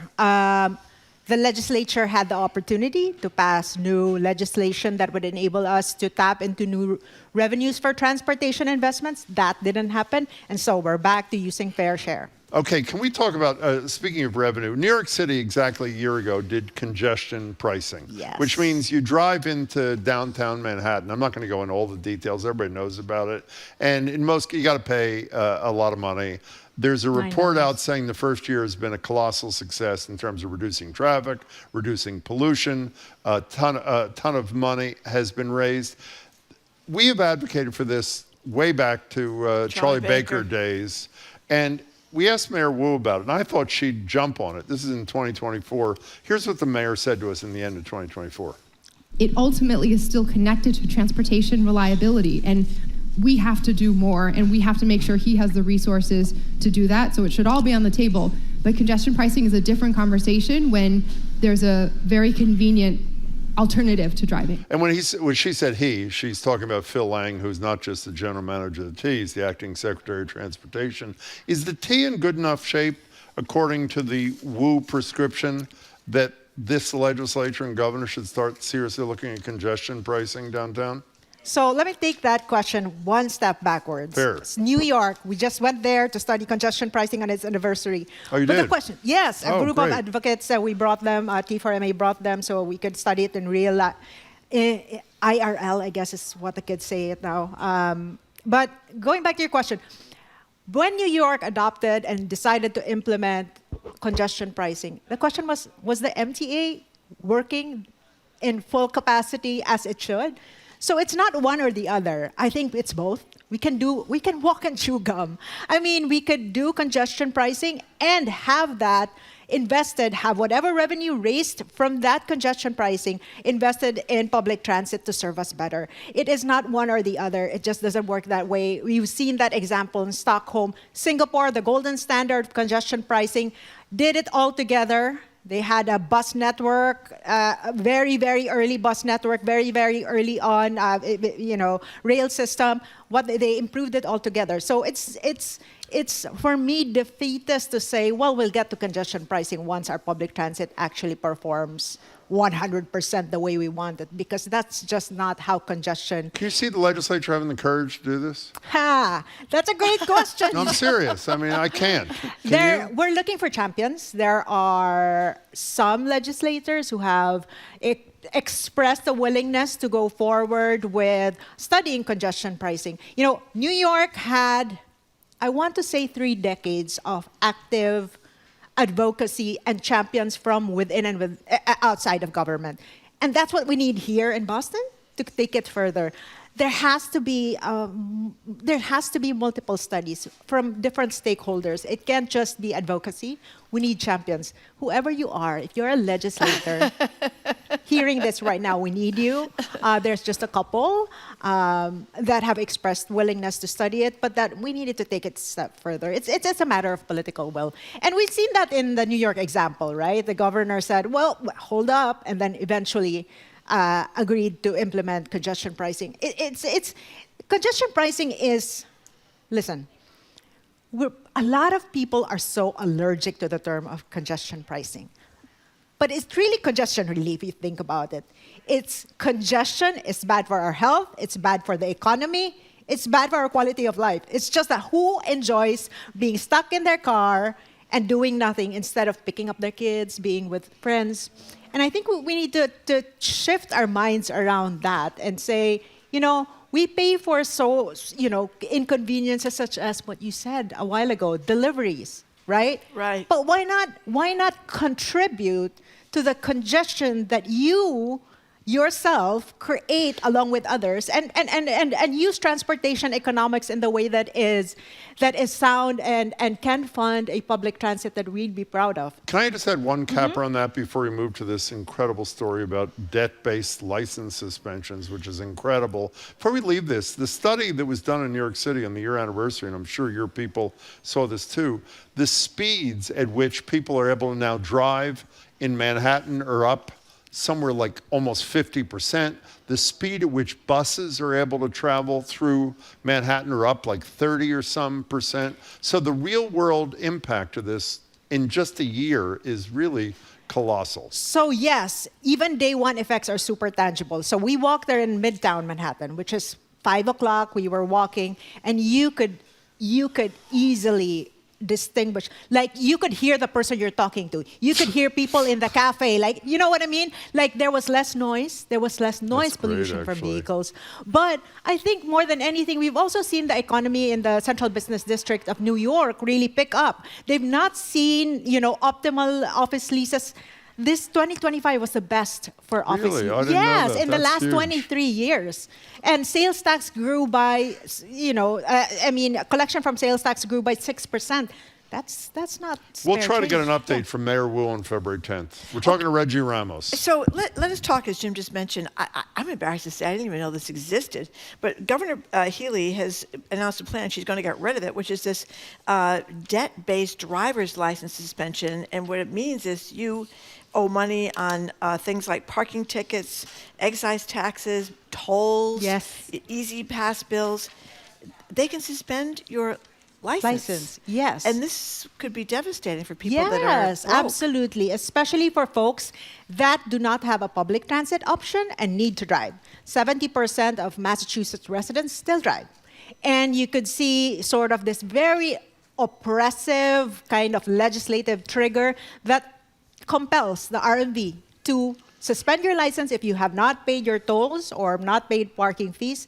And compare this. Listen, when you accumulate fees, there's no payment plan. You either have to cough up like, I don't know, say 600. Some even owe maybe $1,000. If you don't cough up that full amount, you do not have a license. And then you have a scenario of, single moms having to just choose, do I drive or not take my kid to school at all? And so this absurd situation of, driving under the influence. There's such a thing as hardship licenses and payments plans. But for fees and tolls that you don't pay, there's not such a thing. Can we stop on that for a minute? That is, I didn't know that till this morning either. Neither did I. You have tickets, which are not endangering anybody. Yes. You either come up with 100%, as you said, or you can't get your license back. You drive drunk, and you can apply to the RMV to get whatever it's called, like some sort hardship of license. Hardship license. There, you're allowed to drive, but not if you couldn't afford your parking. It's just and by the way, typical again, 26 states in Washington, D.C. This is a piece Laura Cremoldi, your former colleague, wrote in the Boston Globe. 26 states in D.C. had already addressed this problem, and Massachusetts now is hopefully the 27th. It's unconscionable. Yeah, I mean, we really need it, especially for low-income folks that are not able to pay up fees, tolls, and it's an everyday problem, right? Everybody, at some point in our lives we get parking tickets, right? Yes. But not everybody has the capacity to pay in full. So I think this is a great democratizing, equalizing. Let's hope it happens. Call your legislator. Before you go, a lot of people have been upset this week. The T, Shirley Lang visits with us all the time, talks about being delayed an hour on the red line. We have two texters that talk about the Haverhill commuter rail delayed an hour this morning. Somebody else saying it's a mess. I know Phil Lang has said this storm has really screwed up the T and screwed up the commuter rail, but how long is this going to... By the way, he's going to be on with us on the 20th of March. How long can we expect this to be a snow mess? I think that's a question for Phil, but I do think that it is incumbent upon us to keep the MBTA regardless of personalities. In 2015, granted, we had more snow, but we were less forgiving to Beverly Scott. Yeah. Public transit should actually work, rain, snow, or shine. It is when public transit is your only option and it doesn't work that the public loses trust and confidence in the T. That's happened. It should be fixed right away. Right away. And I'm saying this because in the red line, it's this case of only one. It only takes one thing that triggers this domino effect of exposing all the features of operating the T, right? So the red line goes, something's wrong, one train got stopped, and now they couldn't meet the proper headways. And now they had to use the old 60-year-old cars of the Red Line. And by the way, the new Red Line trains are not yet coming because there's a problem in sort of CRRC needing to furlough its workers because some of the cars are in U.S. Customs. Whatever. This is a Chinese company that opened the plant in Springfield. Correct. Right, that started this which we paid for, and the price tag for those cars is $1 billion. It's been 10 years. I don't know.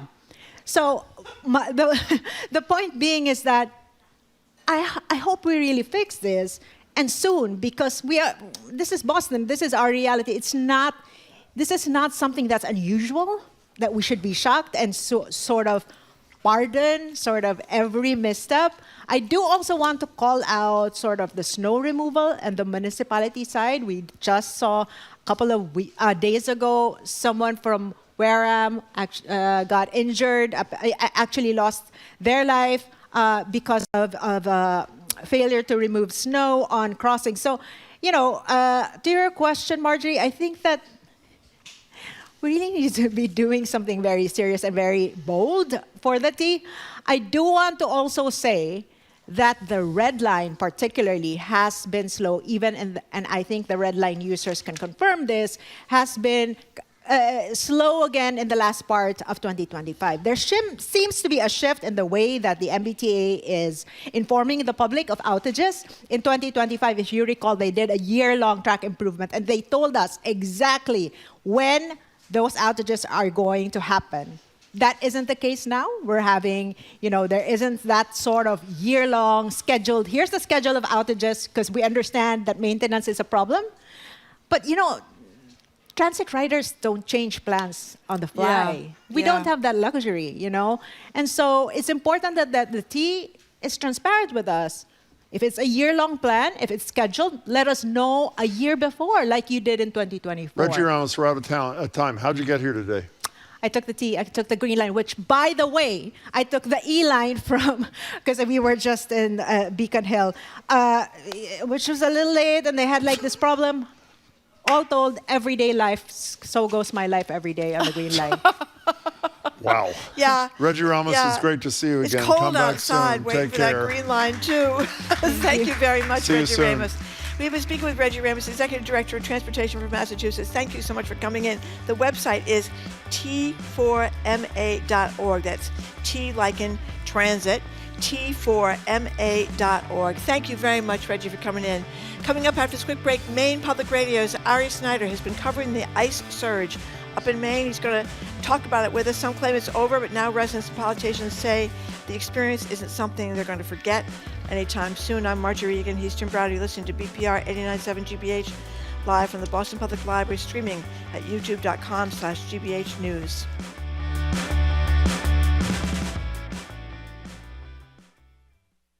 With recent grads facing a tough job market, young people and even colleges are asking, what does it mean to be educated?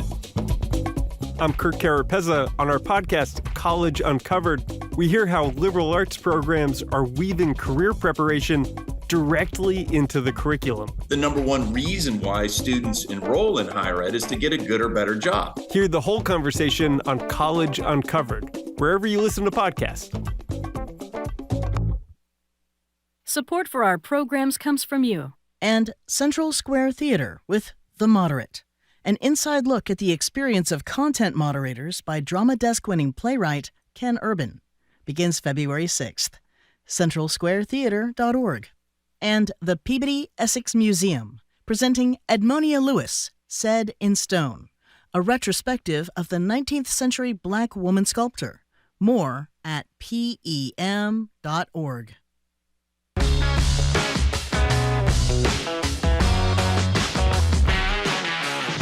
Welcome back to BPR. Marjorie Egan, Jim Browder, live at the library, streaming at youtube.com/GBH News. We're back here tomorrow, Thursday in Brighton. President of MIT, Sally Kornbluth, joins us. Friday, we're back at the library with the great Livingston Taylor performing for us. After arresting more than 200 people over the span of 4+ days, ICE pulled back its so-called enhanced campaign in Maine last week, offensively named Operation Catch of the Day.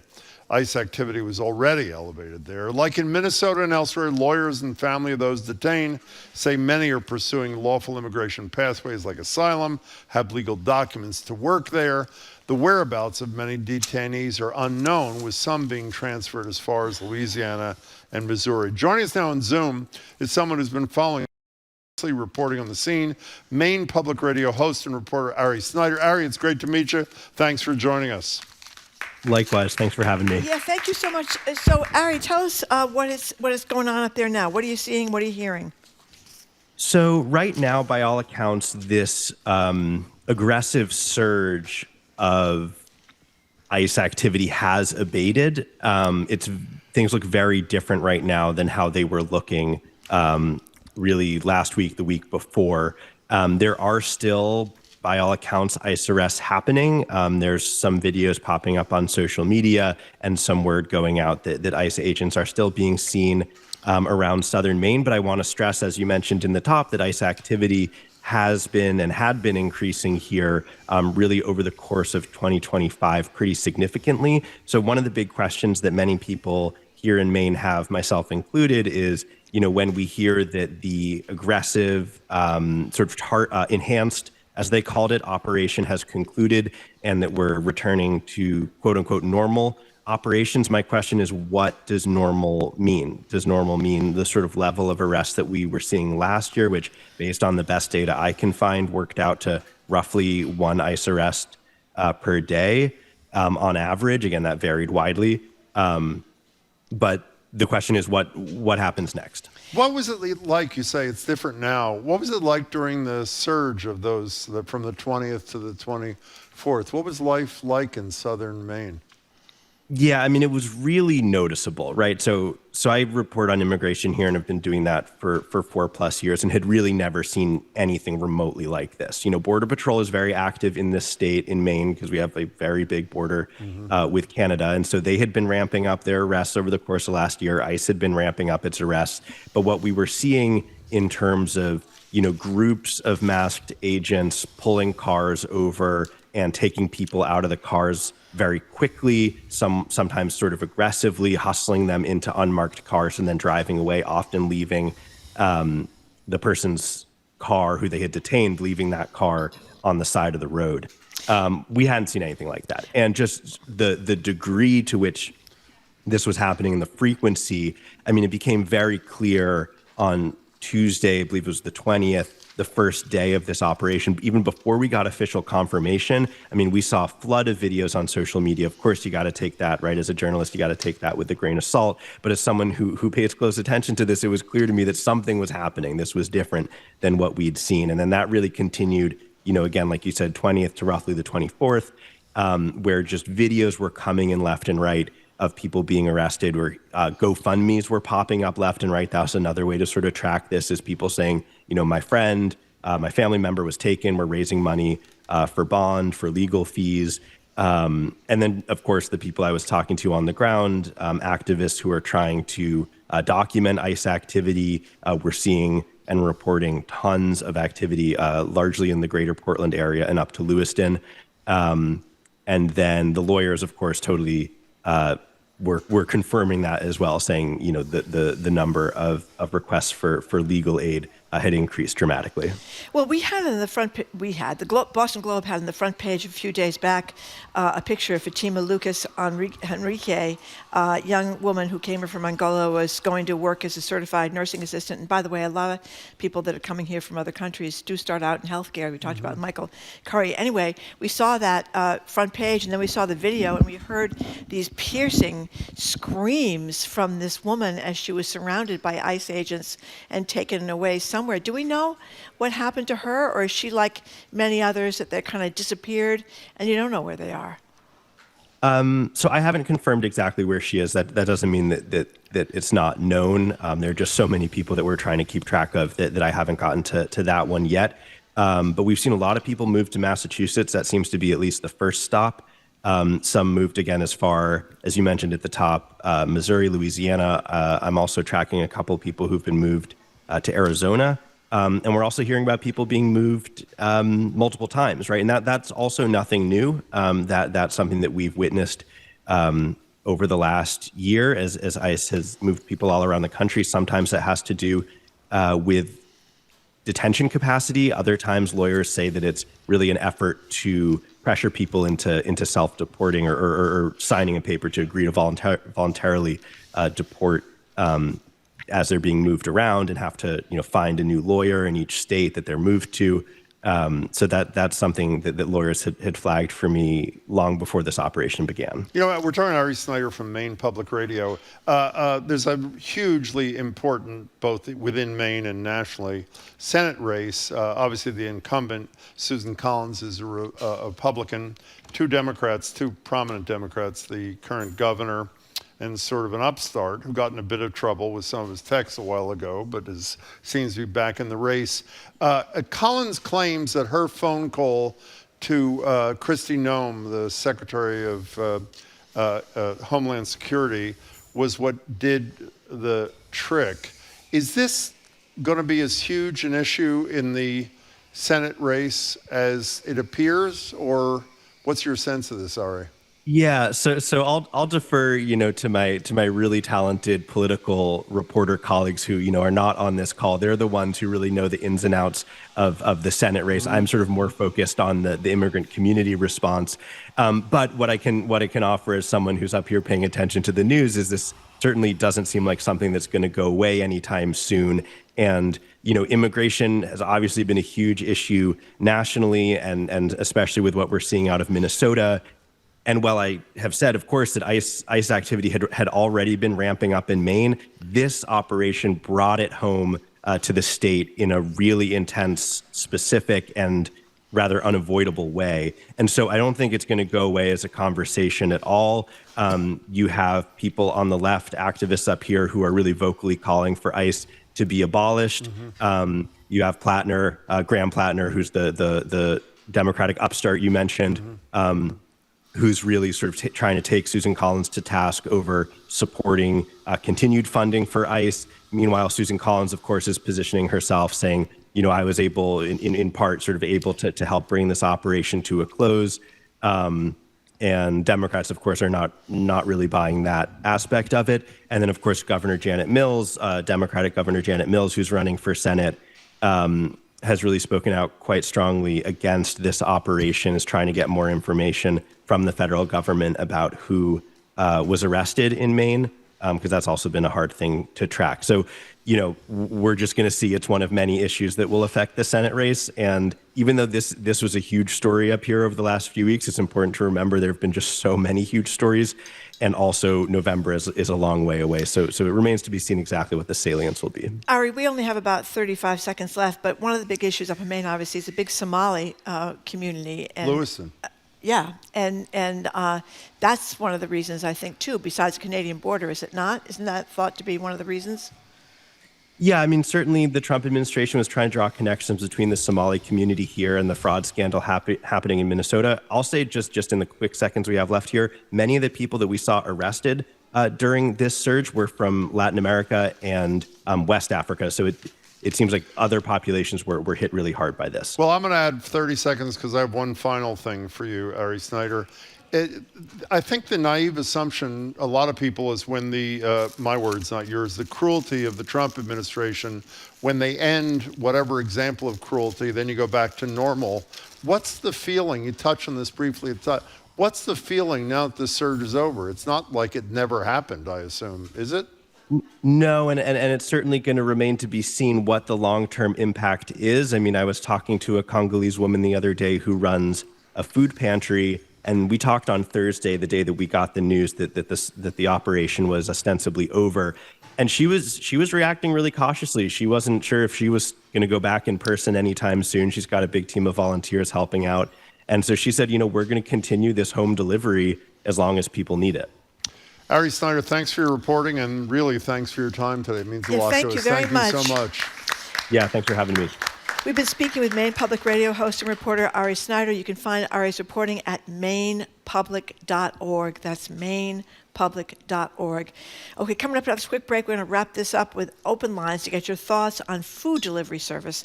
A staggering nearly 75% of all restaurant orders, Jim, are consumed off-site now, as in takeout or delivery, and people are going broke paying these fees to get their food delivered instead of cooking in at home. I'm Marjorie Egan.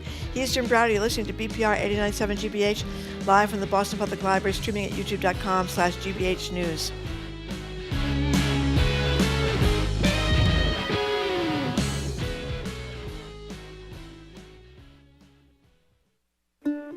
For the past month, Nick Benson has been driving to the Minneapolis airport and watching as planes chartered by the U.S. government are loaded up with detainees caught up in President Trump's immigration surge. You could be sitting in the Delta Lounge eating your cheese and crackers, and you wouldn't have even noticed that that was anything unusual going by out the window. One man's mission to track the ICE flights on All Things Considered from NPR News. Today at 4, here on GBH News 89.7. Our programs are made possible thanks to you. And Riverstone International US LLC, located in Beverly, Massachusetts. A Riverstone International company acquiring legacy insurance globally since 2010. Learn more at rsml.co.uk.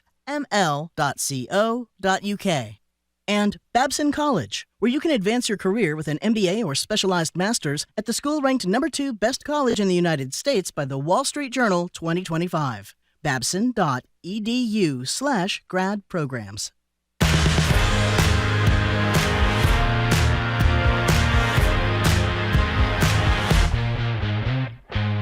Welcome back to VPR. Marjorie Egan and Jim Browdy live from the library, streaming at youtube.com/GBH News. As Marjorie said, according to the National Restaurant Association, nearly 3/4 of all restaurant orders placed in 2024 were not eaten at the restaurant, but taken home or ordered through food delivery apps. We've all been there, the instant gratification of a bowl of ramen or a cup of coffee or a whole meal delivered straight to your door is hard to resist, but it costs so damn much. $15 for a cup of coffee with all the fees from the shop down the street. Why don't you just walk there and save $10? Or how about this? How about brewing the coffee yourself? On the other hand, the convenience and the time savings is a huge deal. We know that. The lines are open at 877-301-8970. Which side are you on? Are you a DoorDash or Uber Eats VIP? Or are you doing things the traditional way? Cooking, chopping, brewing yourself at home. And why? 877-301-8970. Okay. I'm guessing you don't order a lot of delivery, correct? No, I don't order. Well, I think Because you're such a good cook. No, it's because I just figure, if I don't have something to cook or whatever, I'll eat a peanut butter sandwich or something like that. But anyway, I'm not big on or really if I get my kids satisfying. are there, company there or something. Okay, but fine. I get this completely, especially if you got young kids, because you want to give the kids the grilled cheese and have something nice for you and your partner afterwards, or if you have a lot of money. What I don't get, they give this example in this story we had when we talked about with Corby. They interviewed this woman, a data processor in San Diego, makes about $50,000 a year, but she's spending $200 to $300 a week on food delivery, even though it's taken away her savings or eaten into her savings, and let her to socialize less and sit around the house with nobody to talk to. Then there are all these Gen Z 20-something and younger who are worried about never being able to buy a house. But there was one interviewed in this story on the Globe and Mail that said she spends $10,000 a year. She's 28. On food delivery, 28. and she's 28. Yeah, I mean, I don't know. There seems to be a disconnect there. They're better off like me with a peanut butter sandwich. No, your advice is excellent. Have a peanut butter sandwich for dinner, because that's really satisfying to a lot of people. I have to say, I wouldn't say I'm thrifty, but I'm careful. And I would never order. A lot of people, as I said, order individual things. Yeah. Which means on one cup of coffee, you have or a hot fudge sundae, you have the fee, the delivery charge. You should tip the delivery person, of course. If you're ordering a whole meal, I sort of get it. I am stunned by the amount of people, particularly people without a huge amount of money, a lot of young people, are spending. We want to know what you're doing. The flip side is, it is great. Rather than spend the hour it would take to make a decent meal. I know in your case it takes 2 minutes to make a peanut butter and jelly. That's right. But it is That's time if I'm by myself. I'm not going to do that when I have someone with me. No, I know, because you had your kids over and you made 7 peanut butter and jelly sandwiches on Sunday night, and I heard it was really a fun fest for everybody. No, I did not. So we want to know what side you're on, and if you're really doing this big time, where's the money coming from? Is that an issue, or have you decided your time is so important that doesn't matter what the cost is? Let's start with Jesse in Cambridge. You are first on BPR. Welcome to the show. Hi. Good morning. Good morning. And to you, whatever it is, sort of the afternoon, but hi. Go ahead. My first encounter with, someone addicted to delivery, one of my mom's caregivers, very sweet woman, she'd be there for about an hour and then she'd order coffee. I'd ask her how much it cost. Then she would order lunch and she would tell me what was on the menu and what she was having. And me, I'm eating a peanut butter sandwich probably. And I said, look, I'll make you coffee. You can make a sandwich here. And she said, oh, no. Then she tells me, I need a raise. I'm not making enough. Well, obviously, she does need a raise. I mean, Jesse, get with it, you know? Yeah, a lot of people do that. I see it in my neighborhood all the time. People getting stuff from, like, Tate, the bakery, or the coffees in the morning are in there, and I just don't get it. Jesse, thanks for your call. Good luck. Gotta love Americans. They order takeout food and eat it while watching cooking shows.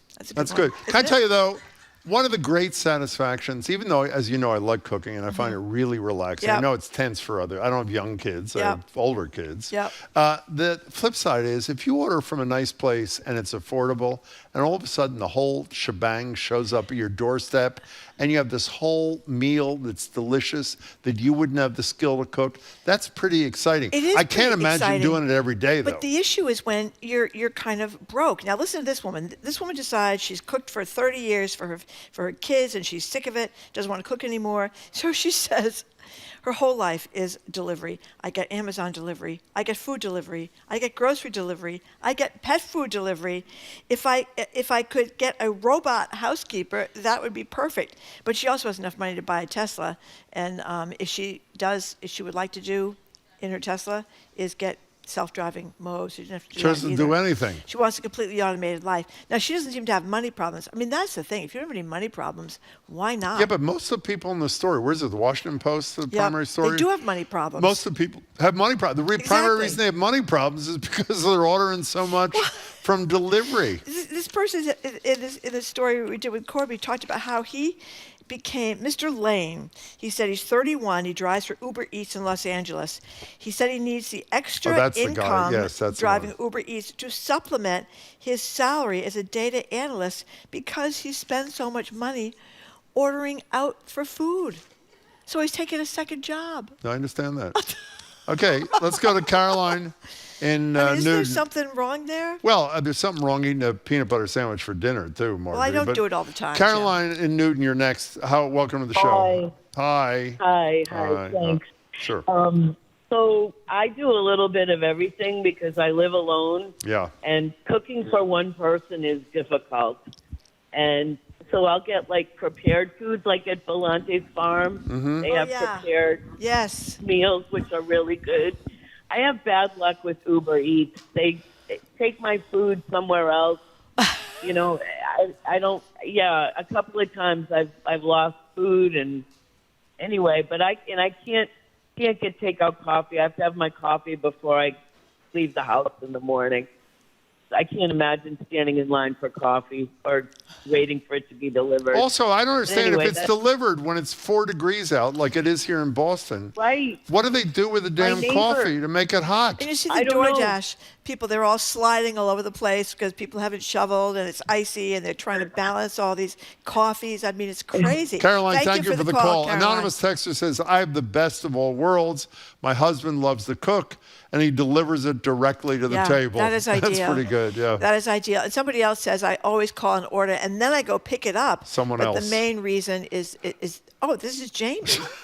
This is Jamie. The main reason is to get away from his kids. That's why he does it. So he drives to down to New Haven because they have great pizza in New Haven, and he drives back. You said to get away from his kids. Yeah. You know something he doesn't know? He said that. Oh. He said he wants a parenting break. Okay. That's what Jamie said. Is that not what Jamie said? said? No, that's what he said. Okay, Yes, Kevin in Lakeville, hi. Hi, how you doing? I think we're fine. Thank you.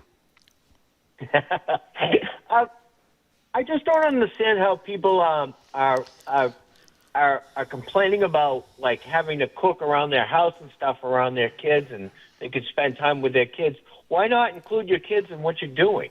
I mean, I don't have rotten memories of watching my mom make something when I was a kid and enjoy it because I got to spend time with her when they were doing it, or my dad, or whatever. Great.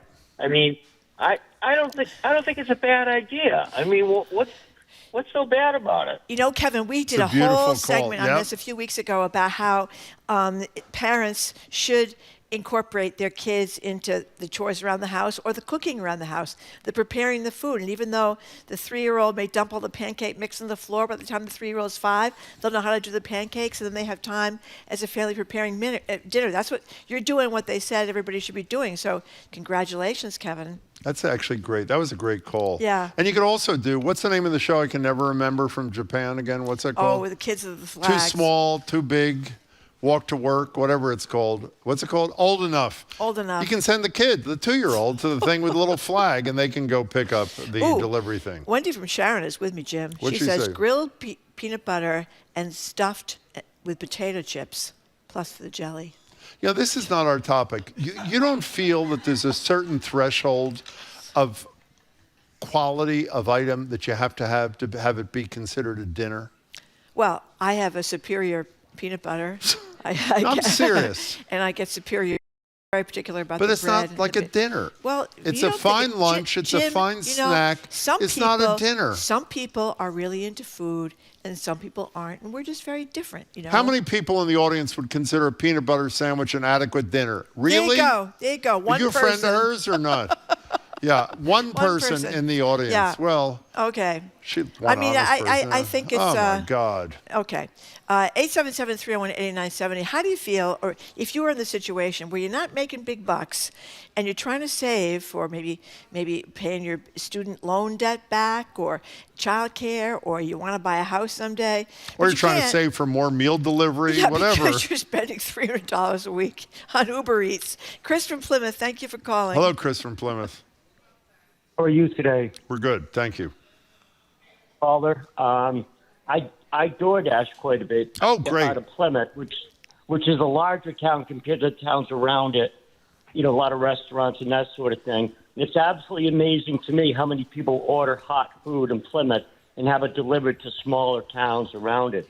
Sometimes it's like 25 minutes, half an hour before I even get there. No. And so what they have to do, they put the damn stuff in the microwave to heat it up? Is that what it is?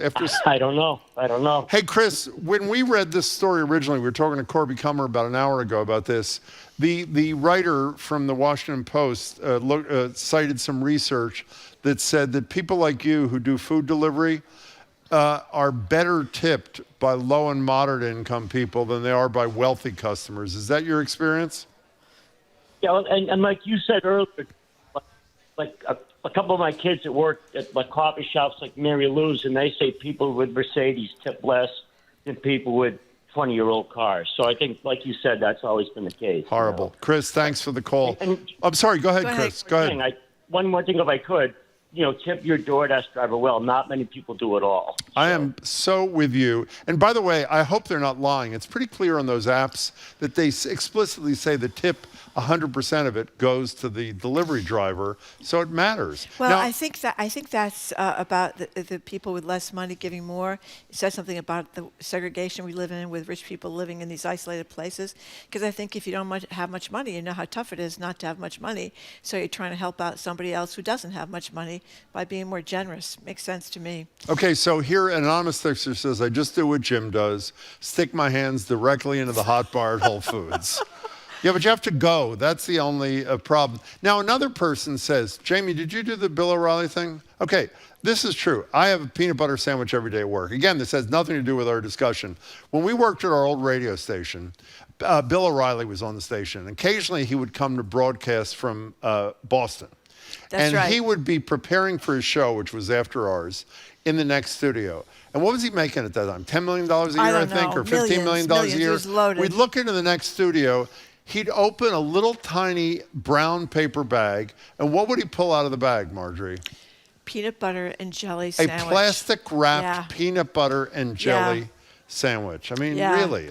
You think you could order out from the finest restaurants he wanted to, but maybe he was a tightwad, Jim. That was before the loofah sponge. Oh, I love that expression, tightwad. Tightwad, before he got in loofah sponge trouble. Yeah. Remember that? We should never eat a loofah sponge. I mean, that's pretty much what I learned a long time ago.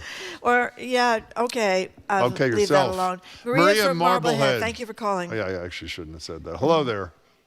Hi. Hi. I'm a long-time listener, numerous time caller. We're thrilled. Thank you. Go ahead. I as a career chef, I have about 1 million takes on this, but I'll keep it short and sweet.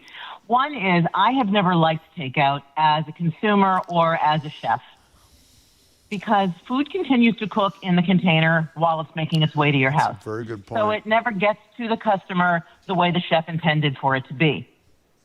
Okay, I don't go out to eat a lot. Prices have gotten crazy. I don't ever use food delivery services because, again, the fee's crazy. I'd rather save my money and travel. But the other thing that I wanted to say is that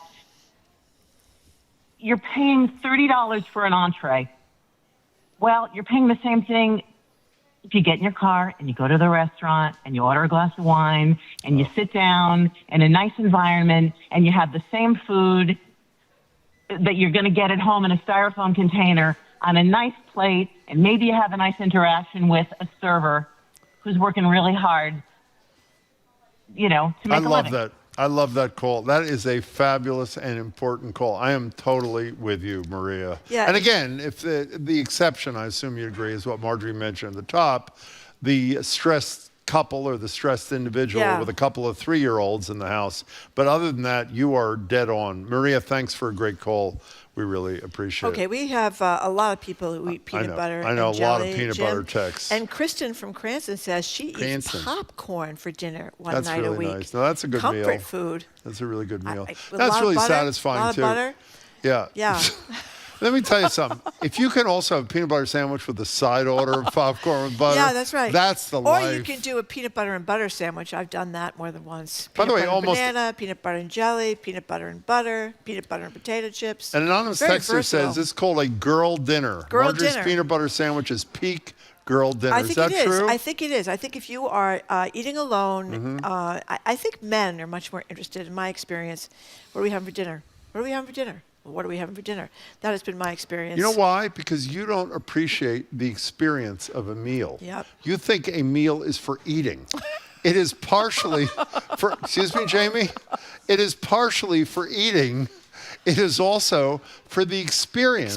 Of the meal. You know, even if it's at home, by the way. You rhapsodize about going out to dinner. do. It's like, every restaurant, you've been to all these restaurants, all the chefs. I mean, you were like Mr. Eat Dinner Out. Who wrote this top note to me? Jamie writes, why do you have to make everything sexual, Jim? That's right. I was not. That's right. I didn't mean. It was not like a Q-tip discussion. It was a dinner discussion. Okay. By the way, look at me for a second. Yep. Here. You don't enjoy the experience of either going to a restaurant, having a wonderful meal at home, kind of, I don't mean like expensive, but like a nice thing with like an entree that's hot and fresh, a beautiful salad. Yes, I do. It's lovely. The experience is lovely. Okay, but no, I think that there are so. some people that are much more into, they're gourmets, Jim. I'm not a gourmet. Well, you're into food. And no, I'm into the experience. I'm into the experience. You're into the experience. You should try the experience, I Margaret. have. Can I tell you what's not an experience? I've been out to dinner many times. A peanut butter sandwich is not an experience. That is what is not an experience. Okay, somebody just texted and said, feel like we really sped past the peanut butter and butter sandwich. Can we go back to that? Yeah, it's good, peanut butter and butter, especially. It's really good. I thought you were joking. You're serious? It's really good. Butter with peanut butter? Peanut butter and butter, but you grill it. You put it in the grill with more butter, and then you're kind of floating in butter. You know what you can do also? And you can throw like a couple ounces of popcorn right in that thing, smush it down. Or potato chips. That'd be great. Potato chips on a tuna fish salad sandwich. Or peanut butter That's living. and butter. That's okay, very good sorry. too. Edgar B. Herrick III, who was about to do day 2. I heard half your show yesterday. It was fabulous, Edgar. Congratulations. I'm sure the other half was good too. Thank you, Jim. Yeah. We did do 2 halves. Oh, you did? Just to let you know. Now, Edgar, I want to know, are you spending $200 and $300 a week ordering DoorDash? No, I'm not. I mean, there was a time where if DoorDash was around when I was a bit younger, I think I would have. But again, I just want to go back to this texter who just said that we sped past the peanut butter and butter, because I still feel like we sped past this. Marjorie, when did you come up with the peanut butter and butter sandwich? Well, no, I can tell you. She told me when she was in the Plymouth House of Correction. It was those 6 months. She learned to tear, and she decided. I don't talk about it much. It was a bad period, but I've overcome. Wow, peanut butter and butter. Yeah, I love butter. I love peanut butter. And, good for and you. I am a big fan. I am a big fan of taking things that you love and just smushing them together. So I'm a big fan of the peanut butter and pickle sandwich. And a lot of people say, what? And then I say, listen. if you like pickles and you like peanut butter, try it. I've got like a 90% success rate. When people try it, if they like both of those ingredients, they're like, actually, that's pretty delicious. Okay, so what I are you don't know. doing? I think the pickle and peanut butter is weirder than the butter and peanut butter. I don't like to say so, Edgar. We just said it. It's too late. What are you doing on the show?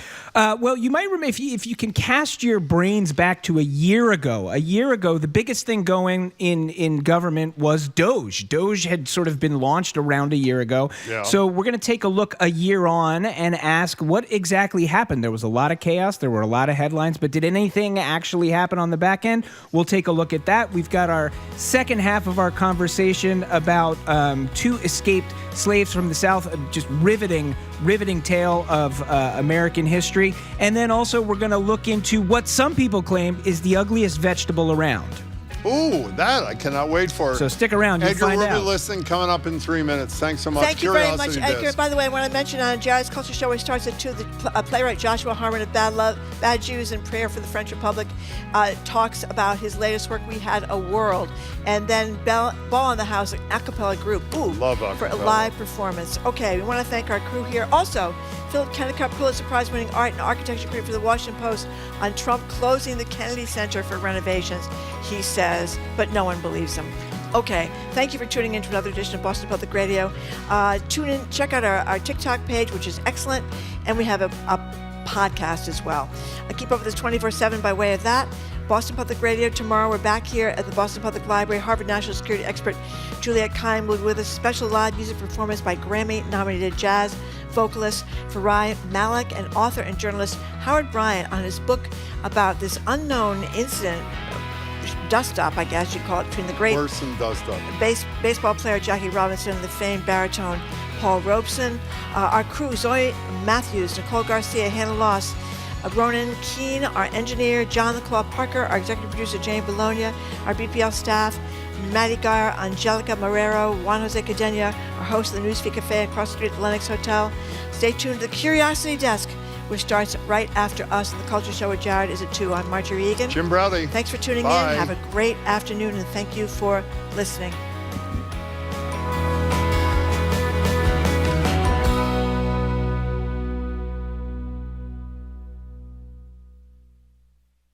From the story to discoveries that will define our future, how did we get here's, how-tos, and more. Journey with us down the rabbit hole on the Curiosity Desk. Coming up next on GBH 89.7. Support for GBH comes from you. And Brown University pre-college programs, where high school students experience college life, nurture their diverse interests, and make friends and memories that last a lifetime. Applications available online at precollege.brown.edu. And Explo, from culinary arts to veterinary science, Explo's summer program helps middle schoolers to find their spark. Day and overnight options at explo.org/summer. Priority deadline February 13th. You're listening to 89.7 WGBH HD1 Boston. Online at gbhnews.org. GBH News. What matters to you? I'm Edgar B. Herwick III. Today on the Curiosity Desk. It's been a full year since Doge entered the chat. Did it deliver on its promise to cut government waste? This is a tiny drop in what is an enormous ocean. Then the conclusion of Ellen and William Craft's saga.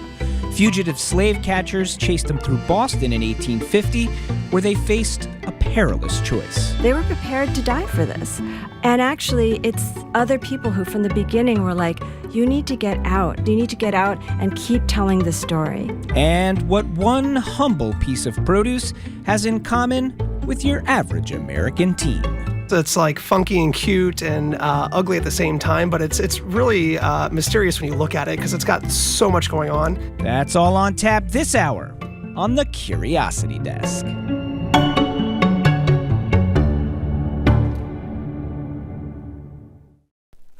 Live from NPR News in Washington, I'm Janine Herbst.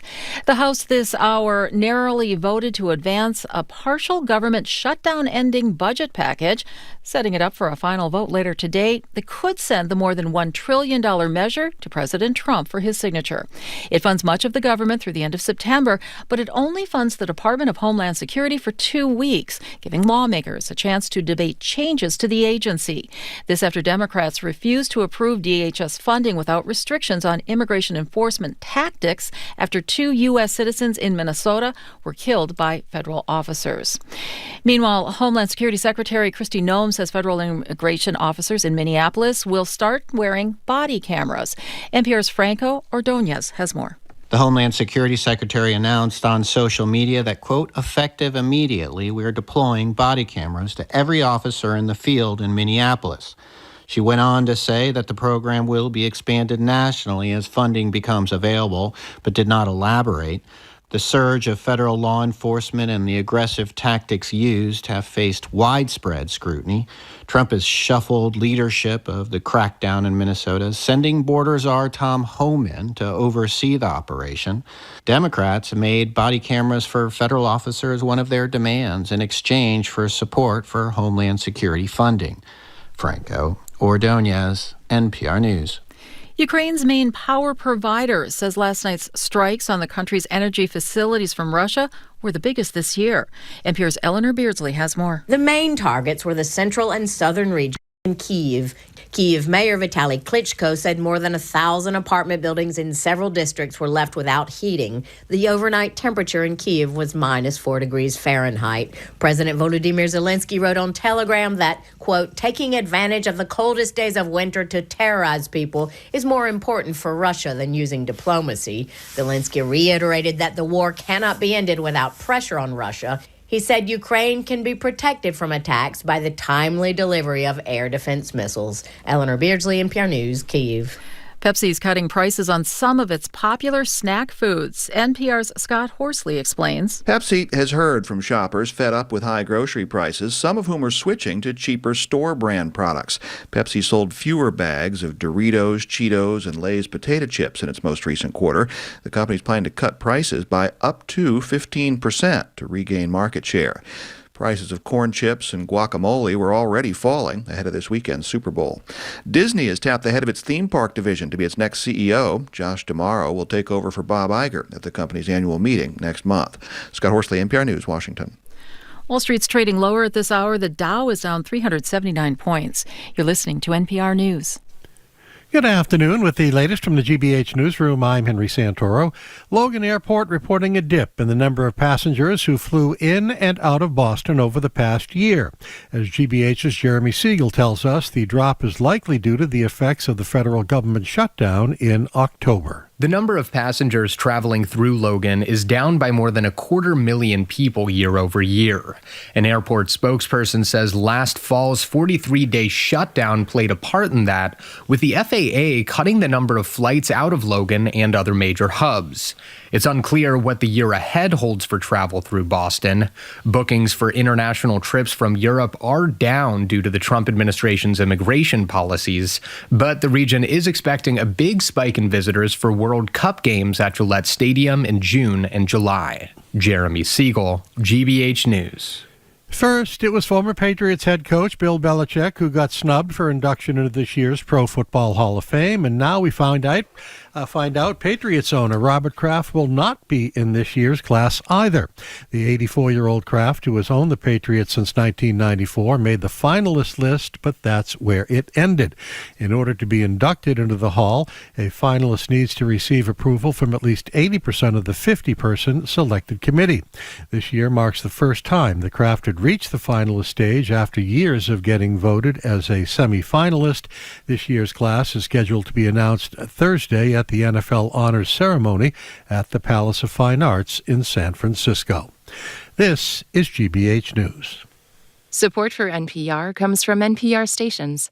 Other contributors include Charles Schwab, offering investors choices like full-service wealth management, advice, investing, and trading on Thinkorswim. Learn more at schwab.com. And from the Doris Duke Foundation.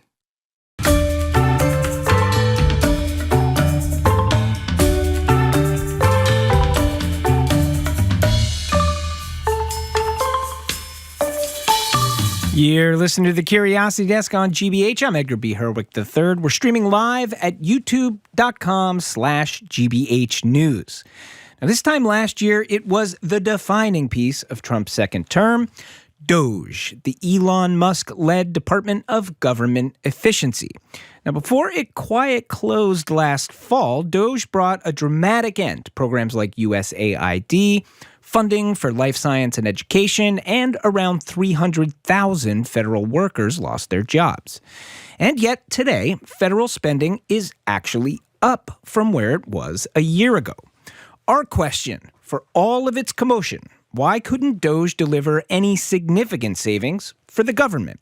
Was this a mandate that was doomed from the start?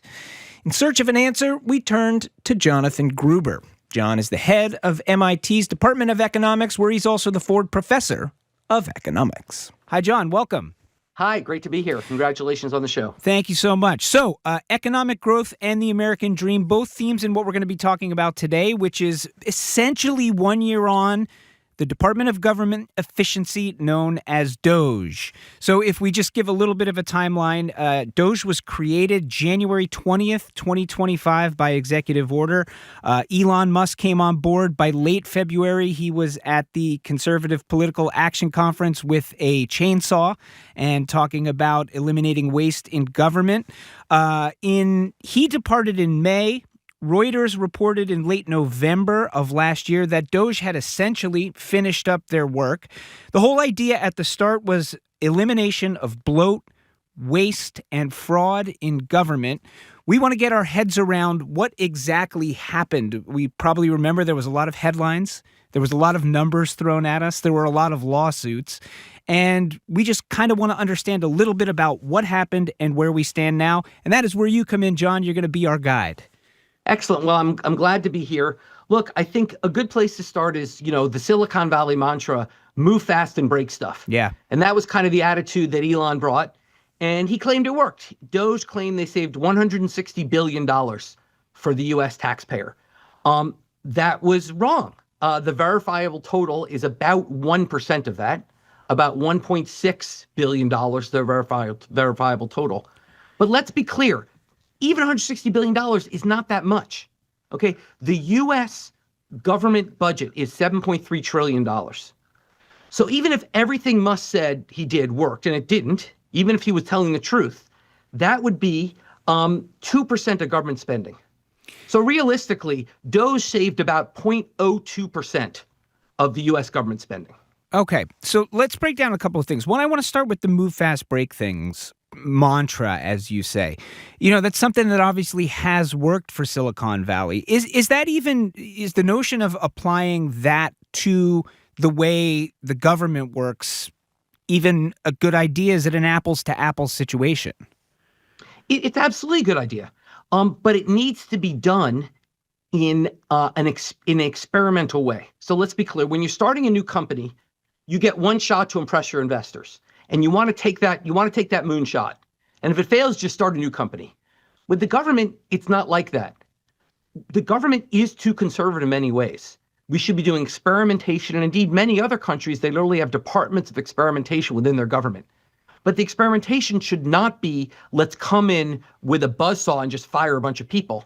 The experimentation should be, here's a tested idea of something that might work.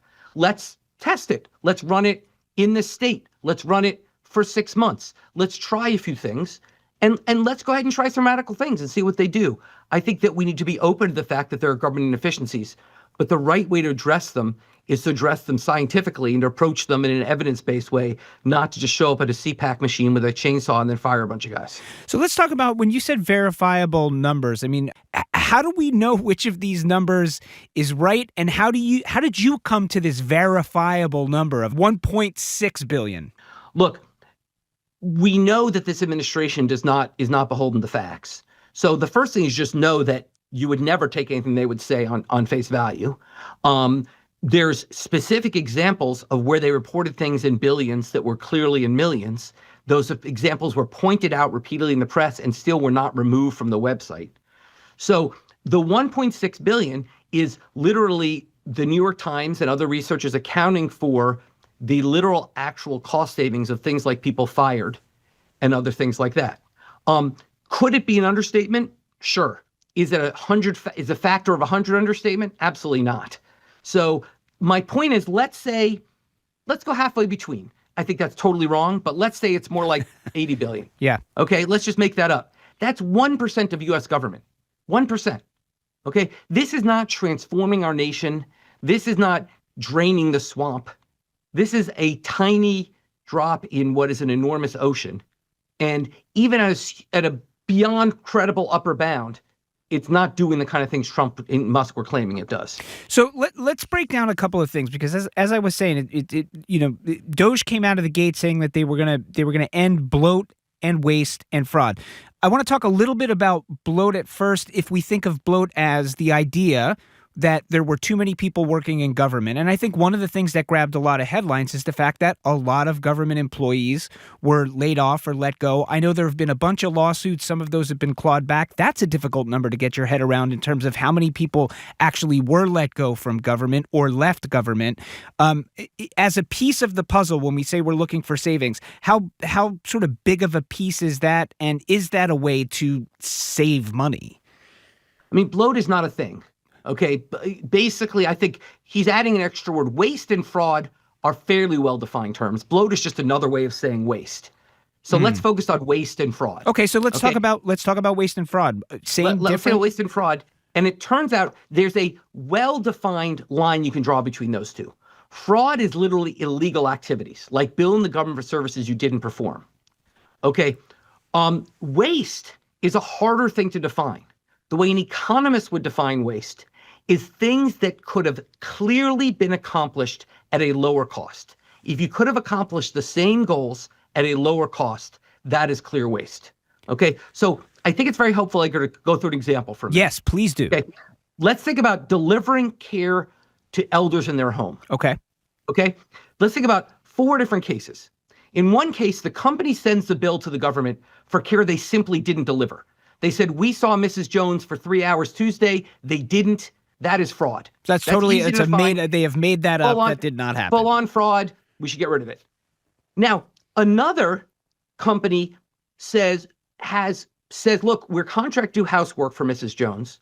We're going to send a very highly paid nurse to go do housework that someone could have done equally well with much less skills. Right. That is waste. That's not fraud. They literally did send someone, but they wasted money because you could have done that much more. You could have accomplished the same goal for a lot less money. For a lot less. So that's waste. Now, let's consider 2 other examples. One company says we are going to pay for grocery deliveries for someone who's at home because we think by delivering their food, we can improve their health. Okay. Well, whether that's waste or not depends on whether they're right. Right. And the evidence is kind of mixed on that. It could be waste. If it turns out delivering people food doesn't improve their health and the goal of the program is to improve health, then that's waste. But we don't know. So that's where waste gets tough. Yeah. Okay. Now let's consider a 4th example. Yep. Which is a final company says we're going to send qualified nurses to check on the most ill homebound elders. That has been verified to be cost effective. That's certainly not waste. So the point is, fraud is easy to define. Yeah. Waste is much, much harder. And the problem is, we know there's some fraud in government. We think waste is much larger than fraud. Now, this is not based on any hard evidence, but the point is waste, the bloat, if you will, is a part where you cannot just take a chainsaw. You can take a chainsaw to fraud. You can't take a chainsaw to waste because it's really hard to define. So how would one even begin to get your head around how you start to tackle the idea of waste in government? Excellent. Well, let's start with fraud because that's the part where we should start with. And I think this is the more important part because this is clear. There are great examples of how you deal with fraud. So, for example, there's a research paper by Maggie Shee, University of Chicago. She studies something called the Medicare Recovery Audit Contractor Program, or RAC. They basically pay private contractors to review hospital claims and find fraud. She finds for every $1 you invest in this program, you save $24 to $30 in reduced hospital costs. So that's a good return. Yeah, so that's a good return. That's great. Guess what? It's small potatoes. It's tiny money. Okay. The real money is in tax fraud. That's where the big dollars are. We have every year, we have about $600 billion a year of fraudulently unpaid taxes, okay? Moreover, there's incredibly fascinating evidence from my colleague Nathan Hendren, who finds that the real way you raise money from tax fraud is by going after the rich. That every dollar you invest in tax fraud, investing in tax fraud in the poor yields about $6. But for the rich, it's more like $15. Which makes sense. So basically, the clear thing we should do as a government, the first thing Elon Musk should have done, forget everything else, is hire tax auditors to audit high-income tax returns. That's a $15 for every dollar return. We could have saved tens or hundreds of billions of dollars if he did that. Why wasn't that his focus? I'm talking with John Gruber from MIT. I mean, I do wonder. I mean, what's your take on if it's that clear? If that answer is that clear, if it's that sort of quote unquote easy to find tax fraud, and you know that the money you spend trying to ferret out tax fraud is going to come back, why isn't it happening? Let me tell you a story. In 1997, there was a hearing about abuse of the IRS, abusing taxpayers. They tramped people before a congressional committee. Some had bags over their head because they didn't want to be identified, telling stories of how the IRS had abused them, had made their life miserable with unnecessary audits. One person claimed that someone even killed themselves because of it. After that hearing, the U.S. Congress voted to cut IRS funding by a third. Okay, guess what? Every single person who testified in that hearing was actually a fraud and should have been investigated by the IRS. None of those stories were actually IRS abuse. They're all legitimate exercise of IRS power to catch tax cheats. Is that true? It's fascinating. Basically, this is what to me is one of the most fascinating elements of where the Democrats fail as a party, which is the Republican Party has made a stated platform of defending high-income tax cheats. Why aren't the Democrats making hay on that? Like, this seems like an obvious thing. These are people who are high income, who are defrauding the government the taxes they owe. The only thing I can think of, Edgar, is that in some sense, like we like heist movies, we kind of think it's cool when people figure out how to get around the rules. Yeah. It's kind of like we kind of think it's cool. But you know what? Cool is not the same as the fact that we could all get a rebate of $100 every single year if the U.S. government just pursued the high-income tax frauds it knows are out there. So it sounds like, you posit that, this idea of fraud, that tax fraud in particular, is an easy win. It's a money winner. If we want to decide to invest in it, that's an easy way to start to claw money back. But you also said earlier that, we think that waste in government is probably overall, there's more money in waste in government than there is in fraud. So, if we did want to attack waste, is it just that it would be more expensive to go after the waste? We don't know what a win is going to look like in waste, and therefore it's just more difficult to start clawing away at? I think we need to recognize we know much less about finding waste than we know about finding fraud. I've given you very good evidence about finding fraud in the Medicare program and tax things. There's really good evidence done by high-profile, high-quality academic studies that show how to go after fraud. Going after waste, we just don't, it's harder. And I think when I always think about this, Edgar, here's what I like to think about. When I was a kid, all I ever ate was tuna fish sandwiches. Yeah. All I ever ate. That was my whole life. Then in the 1970s, it turned out the Japanese, when they're fishing for the tuna, would catch dolphins by mistake in their nets. And we all had to protest and not eat tuna. That made me very sad as a kid because I miss my tuna. Well, that's kind of how I think about government programs, which is every government program has a goal. That's capturing the tuna. But unfortunately, every single government program has some waste. That's capturing the dolphins. There is no government program in the world that does not have waste. Guess what else? There is no private sector program in the world that doesn't have waste. Do they have waste at the same level? I mean, I think, generally speaking, I think you've asked a lot of people out there, there is a sense that businesses run more efficiently than government, right? The idea that we need a businessman to come in and clean up government, that's something that I think resonates with a lot of people. It does, and there's no evidence it's true. Have you seen private corporate jets? Have you seen the level at which these people are, have you seen CEOs who lose tons of money for their companies being paid $30 million a year? There is literally no credible study to show that waste is a bigger deal with public spending than private spending. That said, we should tackle waste. And this is once again something I believe the Democratic Party is missing the boat on. I think some people are getting it now, which is we should admit the government does a bunch of things badly and wastes money. Yeah. But let's go after it by first developing the evidence on where it is. and then trying to actually get rid of it. Gotcha. So, Jonathan, before I let you go, as we sort of reflect on Doge a year later, year after it was launched, and, months now, it seems, after it has essentially gone away, there were so many headlines at the time. It felt so fast and furious. But now, as you sit here and look back at it, what is the takeaway? Did they do anything at all? And did they do anything right? And is there a lesson moving forward in how that 6-8 months materialized? I think, unfortunately, I would say there's two lessons. One lesson is if you want to make this work right, you got to be honest with the American public. I mean, basically, we don't know what it did because the dishonesty inherent in how they did the accounting. The second lesson, I think, is negative, which is there's just not a lot of money in just randomly cutting stuff. There's not a lot of efficiency or money just randomly cutting stuff, that you need a more systematic approach which prioritizes where is your highest bang for the buck in cutting government services, or even, ironically, the IRS adding government services. Jonathan Gruber, thanks for being with us on the Curiosity Desk. My pleasure. Once again, that was MIT's John Gruber, the Ford Professor of Economics and Chair of the Economics Department.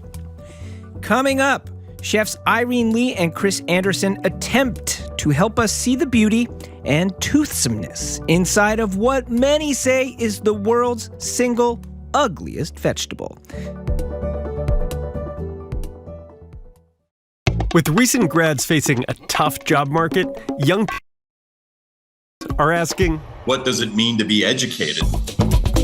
I'm Kirk Carapezza. On our podcast, College Uncovered, we hear how liberal arts programs are weaving career preparation directly into the curriculum. The number one reason why students enroll in higher ed is to get a good or better job. Hear the whole conversation on College Uncovered, wherever you listen to podcasts. Support for our programs comes from you. And MIT Sloan Executive Education, fueled by cutting-edge research and aided by the latest technology, professionals can choose from more than 90 in-person and online courses offered throughout the year. Executive.mit.edu. And the Peabody Essex Museum, presenting Andrew Gunn, Fashioning the World, a retrospective of the Singaporean fashion designer. You can learn more at pem.org.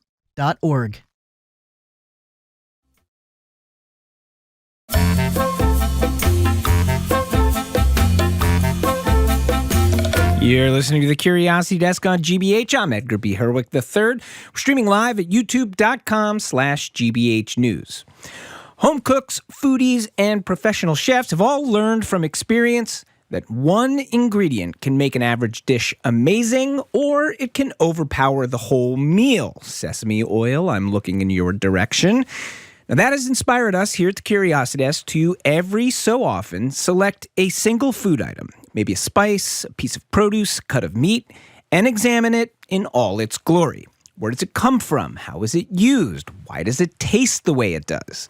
We recently asked 2 area chefs to join us in studio for the first of these culinary adventures. With us in Studio 3 is James Beard award-winning chef, restaurateur, and cookbook author Irene Lee. Welcome, Irene.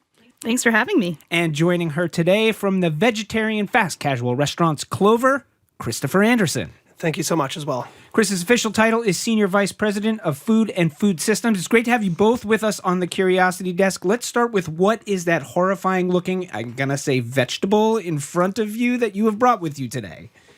So we have brought you one of, I think, the humblest, perhaps ugliest vegetables out there, celery root, also known as celeriac.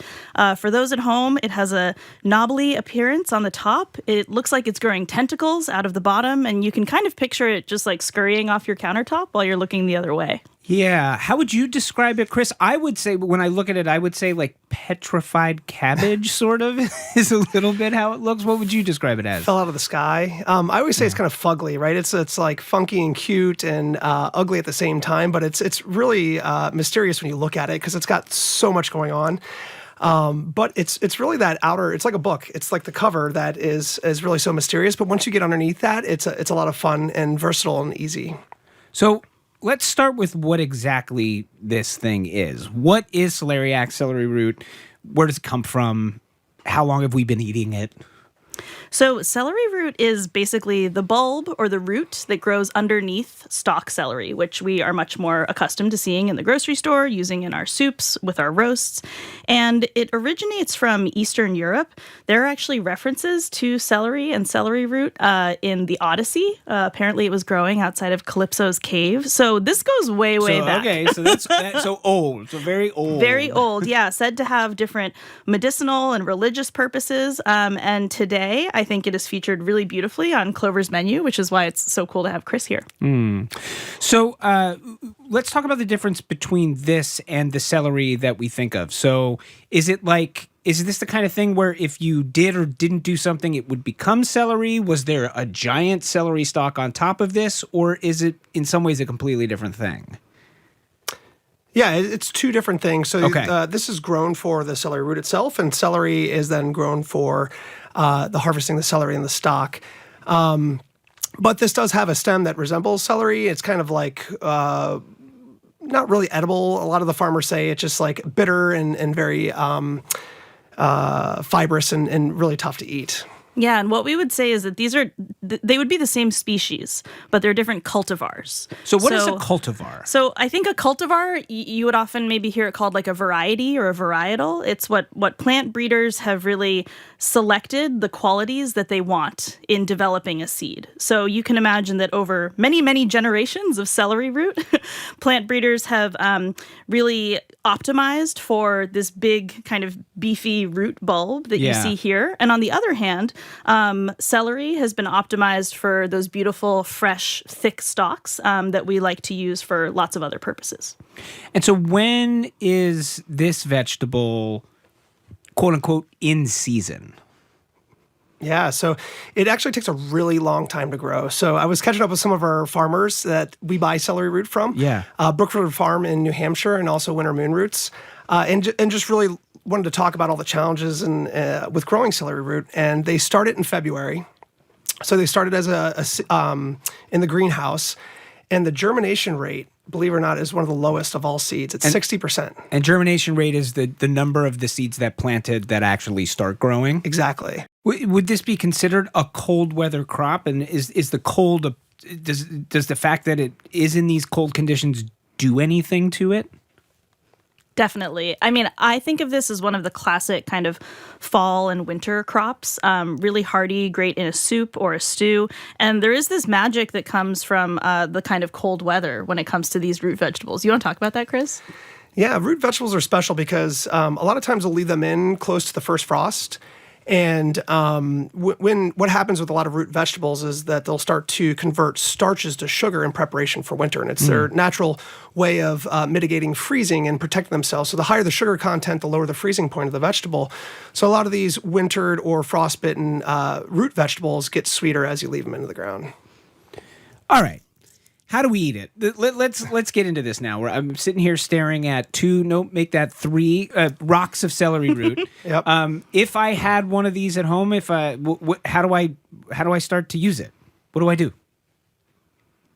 So in terms of the prep, it can be a little bit intimidating to clean and to figure out how to get all the knobs and tentacles. It's like really, I don't know if you can hear this. Let me see if it's solid. Yeah. It's hard. It feels like it's wood or something. I mean, it gives a little, but that is how do we cut into it? I was joking before the show that it almost feels like it's uranium inside or lead. It's so solid. It's heavier than you think it's going to be, right? When you pick it up, you're like, whoa. So can we cut one of these open? Yeah, let's do it. All right, Chris is going to go ahead.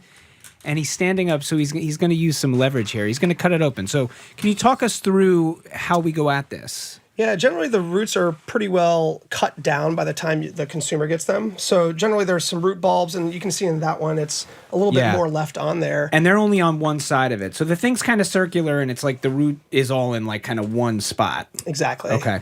Yeah, so I'll cut a little bit off the top just to create a flat surface.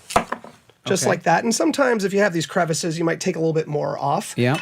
But you want to get down to a flat surface. So I'll do that for the top and bottom. So both sides we've cut the end. And at this point, the skin is thick, but it's not too bad. You can take a peeler if you'd like, if you feel more comfortable at it. And I just sometimes you have to go 2 or 3 times in the same spot. Away at it a little bit there. Yeah, and it's got bumps and grooves, and you're just trying to basically make a flat surface. So once you get past those bumps and grooves and it levels out, you can start to see you get a nice white flesh underneath. Yeah, it's like that. it's very fleshy and white. I'm trying to think of what I would say it looks like. I mean, it looks sort of like a white potato a little bit. Like it's it's not shaped like it, but the actual flesh itself looks a little bit like that. Or a really dried out pineapple. I was actually thinking that. So over here, I ended up making these really kind of lightly pickled celery root pieces, and they almost look like a slice of pineapple. They do. Sometimes There they is have a little something hollow about in the it. middle. Yeah, yeah. Yeah, and sometimes if you get lazy too, you can come over here with a knife if you feel comfortable. Just shaving down some of the parts that are by the root, just because there's so many nooks and crevices. All right. While Chris is there, sort of continuing to shave off all of the little ends. You just mentioned the fact, Irene, that you have some here. Can we taste a little, and let's start talking a little bit about, once we've kind of carved into this thing, how we think about using it, what we can use it in, how we cook it, etc. And you were just saying you have some here that have been lightly pickled. Yeah. Lightly pickled. This is actually raw, and I had never known that you could eat raw celery root. I definitely thought of it more as like a potato that would have a really kind of starchy, unpleasant raw texture. But in one of my first ever restaurant jobs at a La Mora Italian restaurant over on Route 9 in Brookline, we had this amazing arugula salad with a shaved, aged cheese. And then we would toss in these really thinly sliced bits of lightly pickled celery root. So feel free to grab a little bit of that. Here. That's what we have right here. How have we pickled this? This just has a little bit of white wine vinegar, salt, and sugar, and it should have a little bit of crunch to it.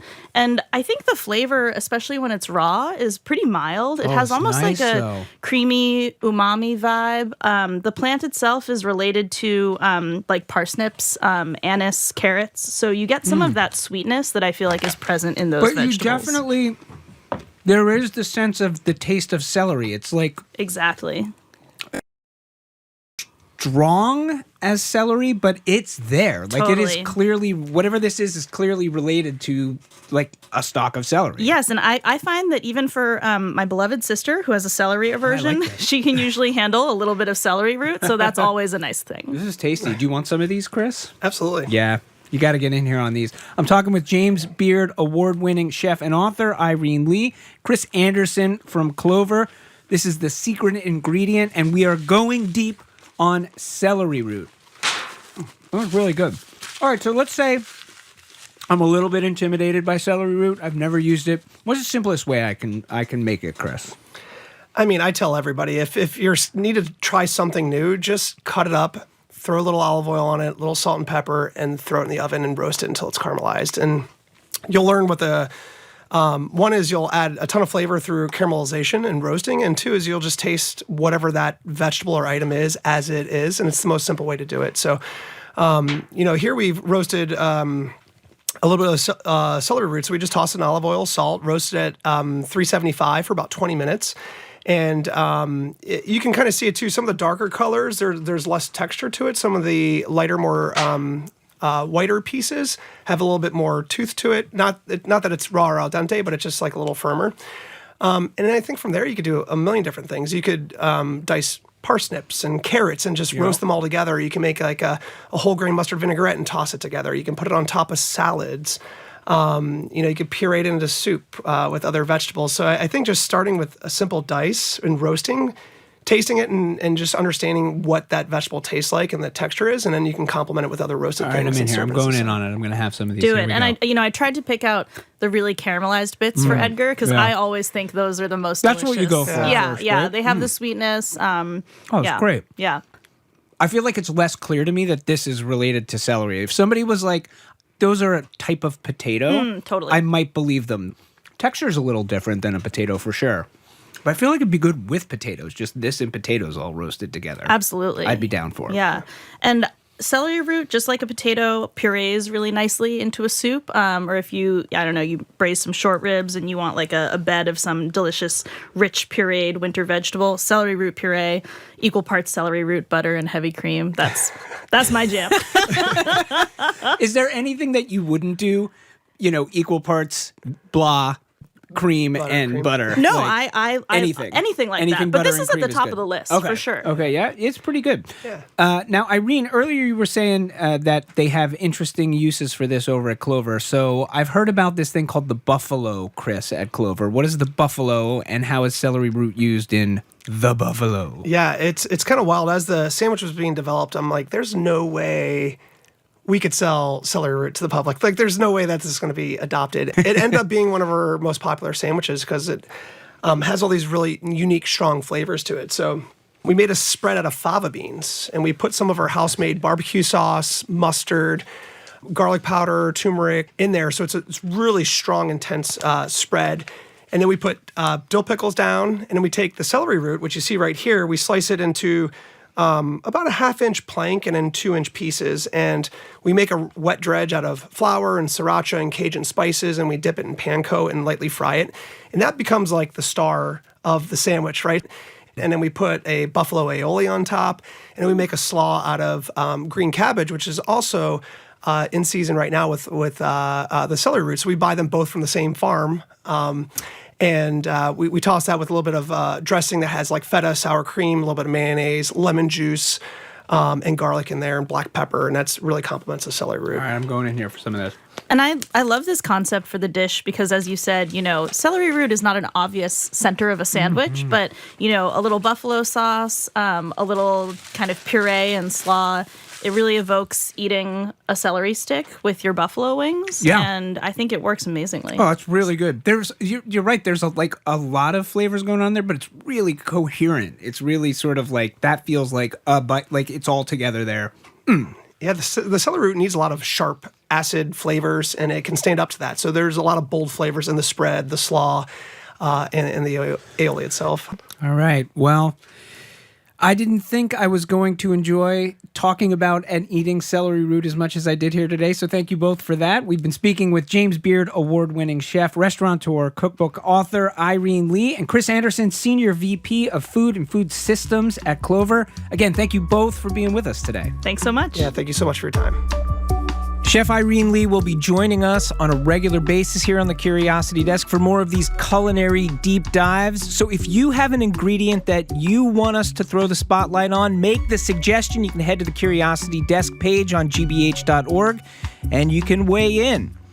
Up next, we return to the incredible real-life story of Ellen and William Craft, who escaped slavery, with Pulitzer Prize-winning author Ilian Wu. This is the Curiosity Desk on GBH. Don't go away. Join GBH Music as we kick off this season of our Jazz Now concert series with Grammy-nominated saxophonist and composer Godwin Lewis.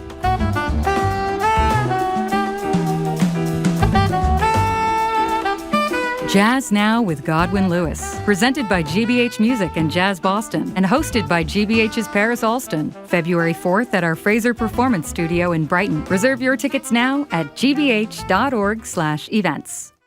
Support for GBH comes from you. And Safety Insurance, offering auto insurance policies.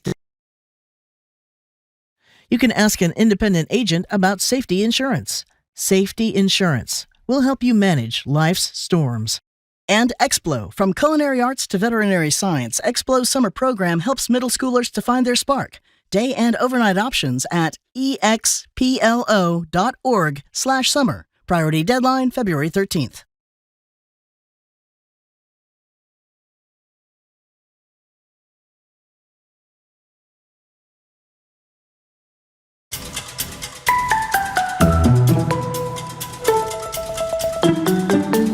Curiosity Desk on GBH 89.7. I'm Edgar B. Herwick III. Ellen and William Craft were married in Georgia in the 1840s, both of them born into slavery. Yesterday on the show, we heard the harrowing story of how they escaped slavery by disguising themselves. Ellen, fair-skinned, posed as a sickly white man, and William posed as her slave. They go not on any kind of underground railroad at this point, but they go above ground in plain sight. That's Cambridge writer Ilian Wu, whose book about the Crafts, Master, Slave, Husband, Wife, won a Pulitzer Prize. Our conversation on yesterday's show ended with Ellen and William Craft in Boston, having gained fame on the abolition lecture circuit, which also put a target on their backs in 1850 when a new fugitive slave law was passed. That's where we pick up our conversation now with writer Il-Yeon Woo. This is utterly devastating for the Crafts and for everyone here.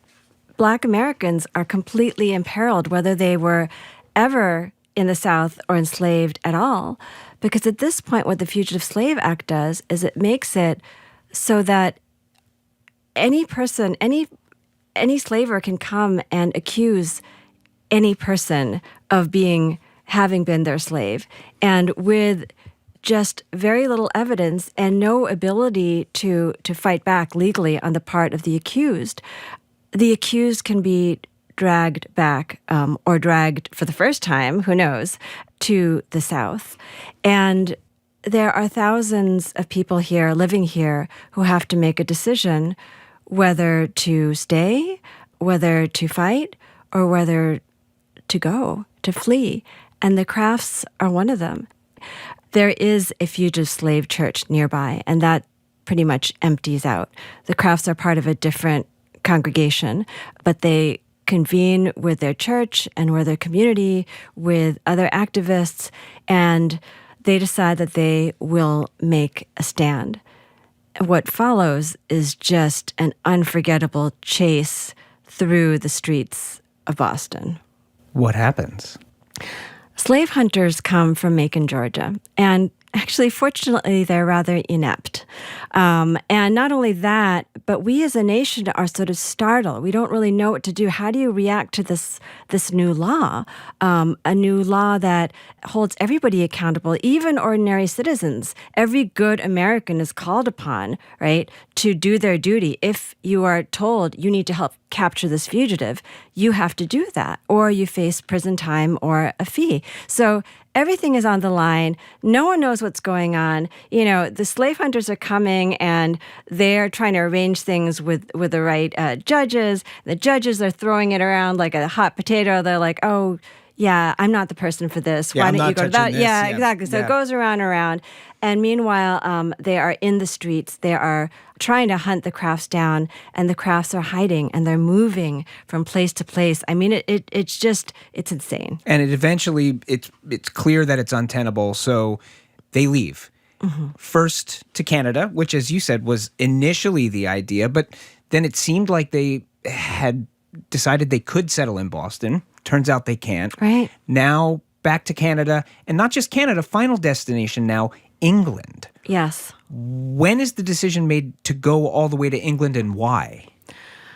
I mean, I should take a step back to say that all these mottos that we associate with the founding of our nation, you know, whether it's live free or die, or life, liberty, and the pursuit of happiness, or words from the Declaration of Independence talking about the rights that we have, these are all ones that the Crafts embraced from the start. And they were inspired by words from the Declaration of Independence. And you hear these phrases sort of resonating through their whole experiences in Boston. And they were prepared to live free or die. They were prepared to die for this. And actually, it's other people who from the beginning were like, you need to get out. You are important. You are important to the cause. You need to get out and keep telling the story. Wow. And that's one of the reasons why they decide to run. They decide to run in order to survive and keep doing the work. So when they get to England, they do keep doing the work, but in a different place with a different view of slavery and at a different point in their abolitionist movement. How is their life in England different than what was happening in Boston? Well, England had been free of slavery for decades now, and there was a big lecture circuit there as well. Frederick Douglass was one of the big speakers on this abolitionist lecture show road. When the Crafts land there, who should happen to be there but this incredible, charismatic, formerly enslaved, storytelling, sort of performing artist genius, William Wells Brown.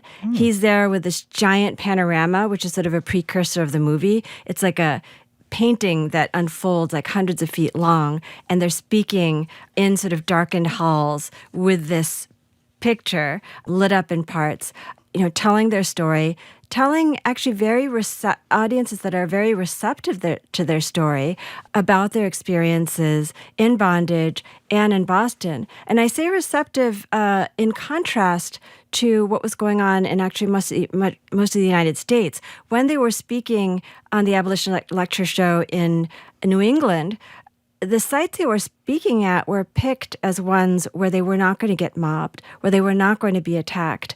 Not everyone here was receptive to hearing that story.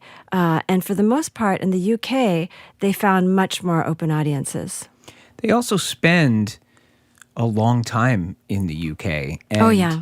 Not only do they have this period of their life on the circuit, as you say, as speakers, they settle in, they start a family, which when I think about it, you talk about way back at the beginning, they fell in love, but said to each other, we've both watched our families be torn apart. Mm-hmm. We're not going to have children together under the circumstances we're in. It seems to be one of the main driving factors of them saying we're going to take this huge risk and try to escape our situation. And then eventually, finally, in England, they're free enough to have children. Isn't that incredible? I mean, it was one of the just most heart-rending parts of the story, which is when Ellen Craft she's pregnant. We have letters actually describing eyewitness observers of her in this time. She's waiting to have this first freeborn child at the same time that her father is dying. So her first enslaver is dying, and she's working furiously to save her mother, who is still enslaved by this man. And she's seeing reports in the papers, the slavers, because they have learned now that they can't take her, they try to take her story. They write these things in the newspapers saying that she actually wants to be recaptured into bondage, that she's just had enough of freedom. So she's putting up, she's like reading all this, witnessing all this, and she holds it. She has her baby, and then she writes an incredible letter back. And that's where the pen, and we haven't spoken about literacy, but that was also one of her goals. The pen becomes her weapon. Let's speak about literacy, because given all that they had accomplished, the incredible bravery and smarts that they showed to get to the situation they are in England, it's easy to forget the fact that up until that point, they can't read. Mm-hmm. And it's one of the first things that she wanted. Somebody asks her in Boston, actually, why did you run? One of the questions that they get, these kind of crazy questions they get on the lecture circuit, is if your enslavers were not the worst that there are out there, because the Crafts were very careful to say there is much worse. What we actually experienced was not the worst of bondage. So these people ask, if it was not so bad, then why did you run? And one of the first reasons Ellen Craft gives is she says, I wanted to learn, and they wouldn't let me learn. I wanted to learn to read and write. So that's one of the first things that they do. And the fact that they're able to achieve this incredible escape without maps, without any sort of guidance that you'd be able to have with literacy, the fact that they're able to improvise all that and then tell their story and then publish their story, it's just, it's all incredible. And then not only that, but Ellen Craft uses that ability, her literacy, to write letters that will ultimately bring loved ones home to her. We're talking with Ilian Wu. She wrote the Pulitzer Prize-winning history, Master, Slave, Husband, Wife, about Ellen and William Craft's escape from slavery in 1849. It's part of our America 250 coverage, highlighting the stories of extraordinary Americans. Now, you speak about loved ones, and we talked earlier about one of the sort of formative things for Ellen being the fact that she and her mother had been separated. Mm-hmm. She's keeping eyes back on what's happening in the United States. What becomes of her mother? So much of the story is not about the what, but the how. So I think I can tell you the what. Ellen does manage to reunite with her mother. And the how, it's too much to summon all at once. But I'll give you one aspect of it, which is that Ellen Craft is using the power of her pen. She is writing to people across the seas to locate her mother. And there's a line of people who stretch out to her mother, who is actually just blocks on the same street from where Ellen originally ran. And let's just say that the beginning part of her journey also starts on the same train line that Ellen herself took to get out of bondage. The Civil War is fought in its entirety while they're in England. But when it is over, they make an extraordinary decision to come back. Not just to the United States. They don't come back to Boston. They don't come back to the North. They go back to Georgia. They return to the South. Yeah, they return to the South. So people think that they're crazy. I mean, honestly, people in Boston are like, there are people writing them saying, don't do this. This is sure death.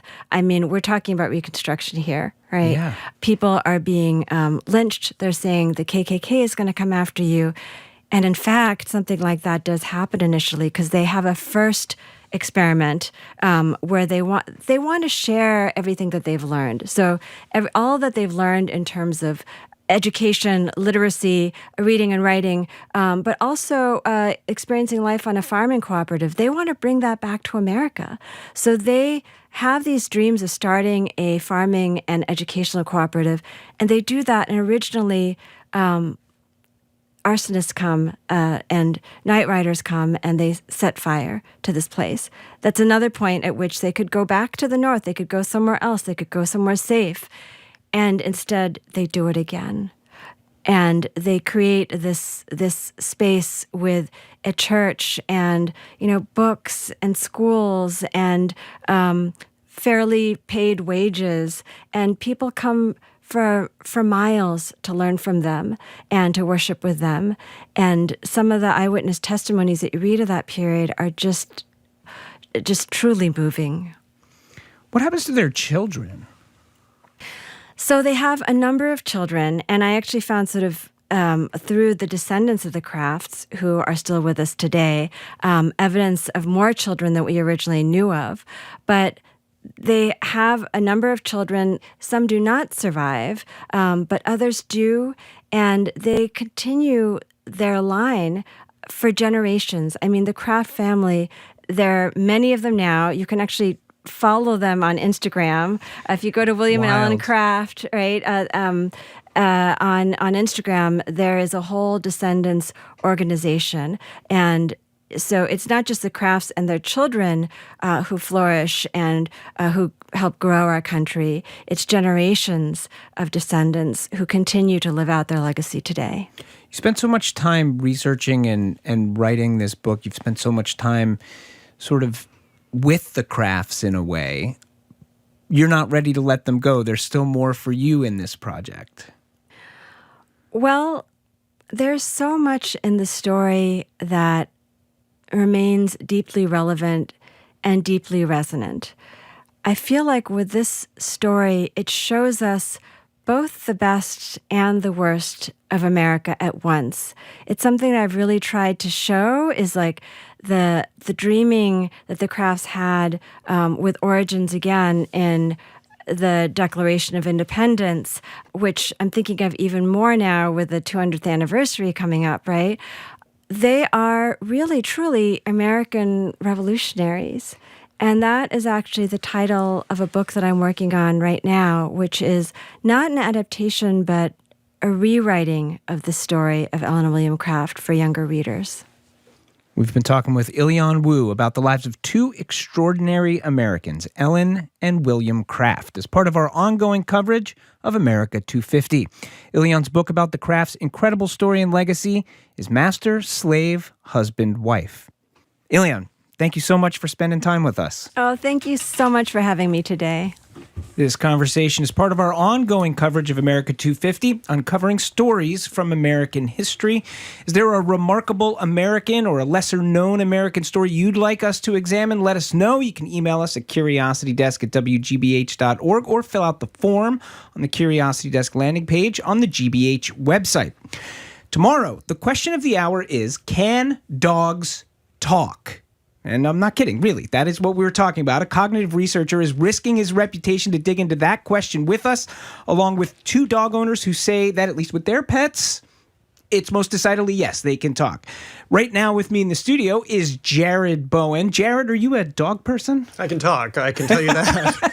I love dogs. Good. I grew up with a lot of animals, so yes, I love dogs. Love all animals. Do you think dogs can talk? Oh, they can definitely talk. I mean, I can't say I can decipher the language at all, but I think, of course they can. You know, I think it's weird that I think about this often, actually, that we're this far into civilization and nobody has cracked the code yet. Yeah, it's still like, we don't know. Like, we're studying it now. Yeah, it's wild. But in a way, it's sort of encouraging, too. I like that we haven't answered every single question. I think sometimes it feels like, with the power of the internet and AI, it's just like, is there anything left to even wonder about? But turns out there is. And maybe you'll have more answers. I am intrigued by tomorrow. I look forward to hearing that, whether they can talk. And other animals, too. They all clearly have a language and with the way they circle each other. And I think it's more about more about personality, too, and appearance and projection in faces. Yeah, we're looking forward to that tomorrow. But before we get to tomorrow, we have today, and we have coming up right after us in just a few minutes, you and the Culture Show. What's on the show today? So the playwright Joshua Harmon joins me. He has a new play, We Had a World. And so you might know his work from Bad Jews, A Prayer for the French Republic, which both were in Boston at the Huntington Speakeasy Stage Company. He's somebody who brings great humor to his work, but also very introspective, very serious thinking. But this time he turns it on himself-ish, as we find a play about a grandmother who turns to her playwright son and asks him to write a story about the family. Oh, fascinating. He had a grandmother. I'll just leave it at that. And then the a cappella group, The Ball in the House, joins us. They've opened for the Temptations, Lionel Richie, the Jonas Brothers. Amazing. Are they going to be singing? They're going to be singing. Oh, They'll yeah. be performing. And we've been following all of what's been happening with the Kennedy Center, and so Pulitzer Prize-winning critic Philip Kennicott from the Washington Post joins us to break it all down for what he's really seeing in Washington at this moment. Sounds like a great show. It's coming up in just a couple of minutes. Thanks, Jared. Thank you. And that's it for us for now. The Curiosity Desk is produced by Aidan Connolly, Rachel Armani, Olivia Corshio, Hannah Loss, and Nicole Garcia. Patty Daniels is our steady hand. Our engineer today is John, and special thanks to David Goodman and Andrew Massoa for their audio engineering prowess. We will be back in 23 short hours right here on GBH 89.7 and streaming live on YouTube. Until then, I'm Edgar B. Herwick III. Stay curious out there.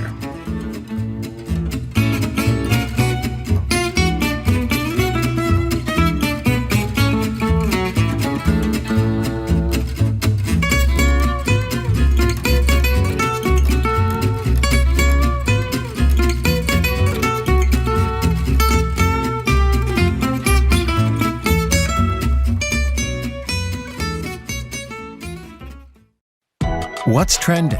What's interesting? What's going on around town? We're talking all things arts and culture on The Culture Show, next on GBH 89.7.